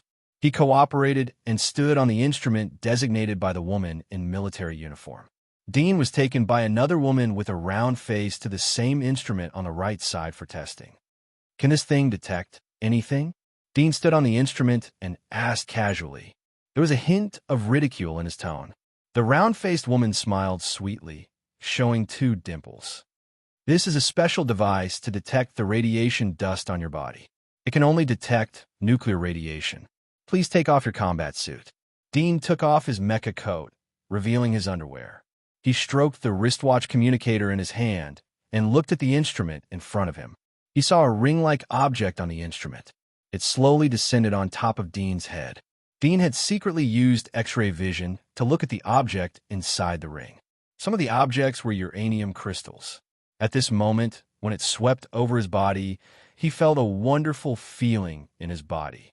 His pores slightly opened, and there was a kind of indescribable comfort. He thought of the broken uranium ring he had wrapped in a simple animal skin. He had put it away on his way here and placed it with Su Ming's personal belongings. Can this thing purify the nuclear radiation in the body? Dean thought. The ring-shaped object landed at his feet and slowly rose again. This repeated several times before the instrument stopped trembling and ended the test. The radiation value is 26%. The round-faced woman looked at the data displayed behind the instrument. She frowned. Captain, your body radiation index is close to the critical point. Please fill out this form and register for the operation. Dean frowned. He was a little unhappy, but he was relieved. When he had interrogated Su Ming for information, he had asked about the many problems he might face after sneaking in. Su Ming had already explained that every mecha operator would be tested after returning to the city. The radiation value test was only the first step. There were also magic mark tests, disease tests, and so on. This was to prevent demons from mixing in with the mecha operators or mecha operators who accidentally contracted a strange virus while fighting outside and brought it back to the city. It seems that, as she said, it can only detect the radiation value. Fortunately, the radiation value in my body is not much. Perhaps it is because my body came from the old era. Dean thought in his heart. It was reasonable to say that he was a hunter in his early years and was imprisoned in the cave by the splitter. These 2 times should be enough to make the radiation value in his body soar, but in fact it didn't. The reason why he dared to come over for the test was that there were no accumulated dark spots or radiation mutations in his body. When the radiation exceeded the critical point of 10%, some parts of the body would have different degrees of radiation dark spots, like rotten sarcomas. When the radiation content reached about 7% or 8%, there would be mutations. For example, the woman who went to the pub to pick up the guests. Although her body was no different from ordinary people, but her private parts had long been rotten. Dean turned to look at Zhao de Bao, who was on the other side of the instrument. He heard the valiant female sergeant in front of him said, "The radiation content is 67%, although it is high, but it is still within the control range." Zhao de Bao was relieved and turned to look at Dean. When he saw the round-faced girl take out the form, he couldn't help but change his face. "Old Sue, your radiation content is over the limit?" Dean sighed. "When I escaped, I used the mecha once. It is estimated that I inhaled a lot of radiation at that time." Zhao de Bao was startled. He wanted to ask in detail, but thought that this was not the right place, so he immediately held back. If the radiation content exceeded 5%, it was necessary to undergo radiation reduction treatment. Dean's radiation content was close to the critical point, so he had to undergo surgery. Otherwise, no one knew which part of the body would be affected by the radiation. This small mutation was enough to destroy a well-trained mecha pilot. Dean took the pen and filled out the form. On it was his appointment time for surgery any day within a month. He randomly picked a day, 20 days later. "Well, please come over here for the second test." The round-faced girl put away the form and registered Dean's identity. She took Dean to the second instrument. This instrument was like a coffin. The round-faced girl opened the instrument and said to Dean, "Please." Dean glanced at Zhao de Bayo and saw that he had already laid down in the instrument. Without hesitation, he also laid down in the instrument. If the magic mark is detected, the accumulated voltage inside this thing will be released in an instant. Dean thought. Although he was confident, he was still a little nervous. When the instrument was closed, Dean saw a blue light wave fall on his body, scanning him from head to toe, back and forth. A few minutes later, the instrument was opened. Dean was relieved and sat up. The round-faced girl smiled sweetly. "Captain, this way, please." Dean stood up and followed her to another room, which was used for disease detection. "I don't have magic marks in my body. This thing really can't be detected," Dean thought. He was different from other magic mark warriors. Crimson Moon had transformed his body. The splitter soul worm in his body had disappeared. It had been swallowed by his body and turned into a part of the gene chain. Later, the tortoiseshell soul worm and other soul worms were directly swallowed instead of being implanted into his body. Therefore, there was no magic nest on his body, and no magic marks were hidden in it. If he took off his clothes, his body was no different from an ordinary person, but his skin was stronger and there were no scars. You're tuning into the Warrior Lore YouTube channel. Don't forget to subscribe and join us on this journey to catch the most captivating stories.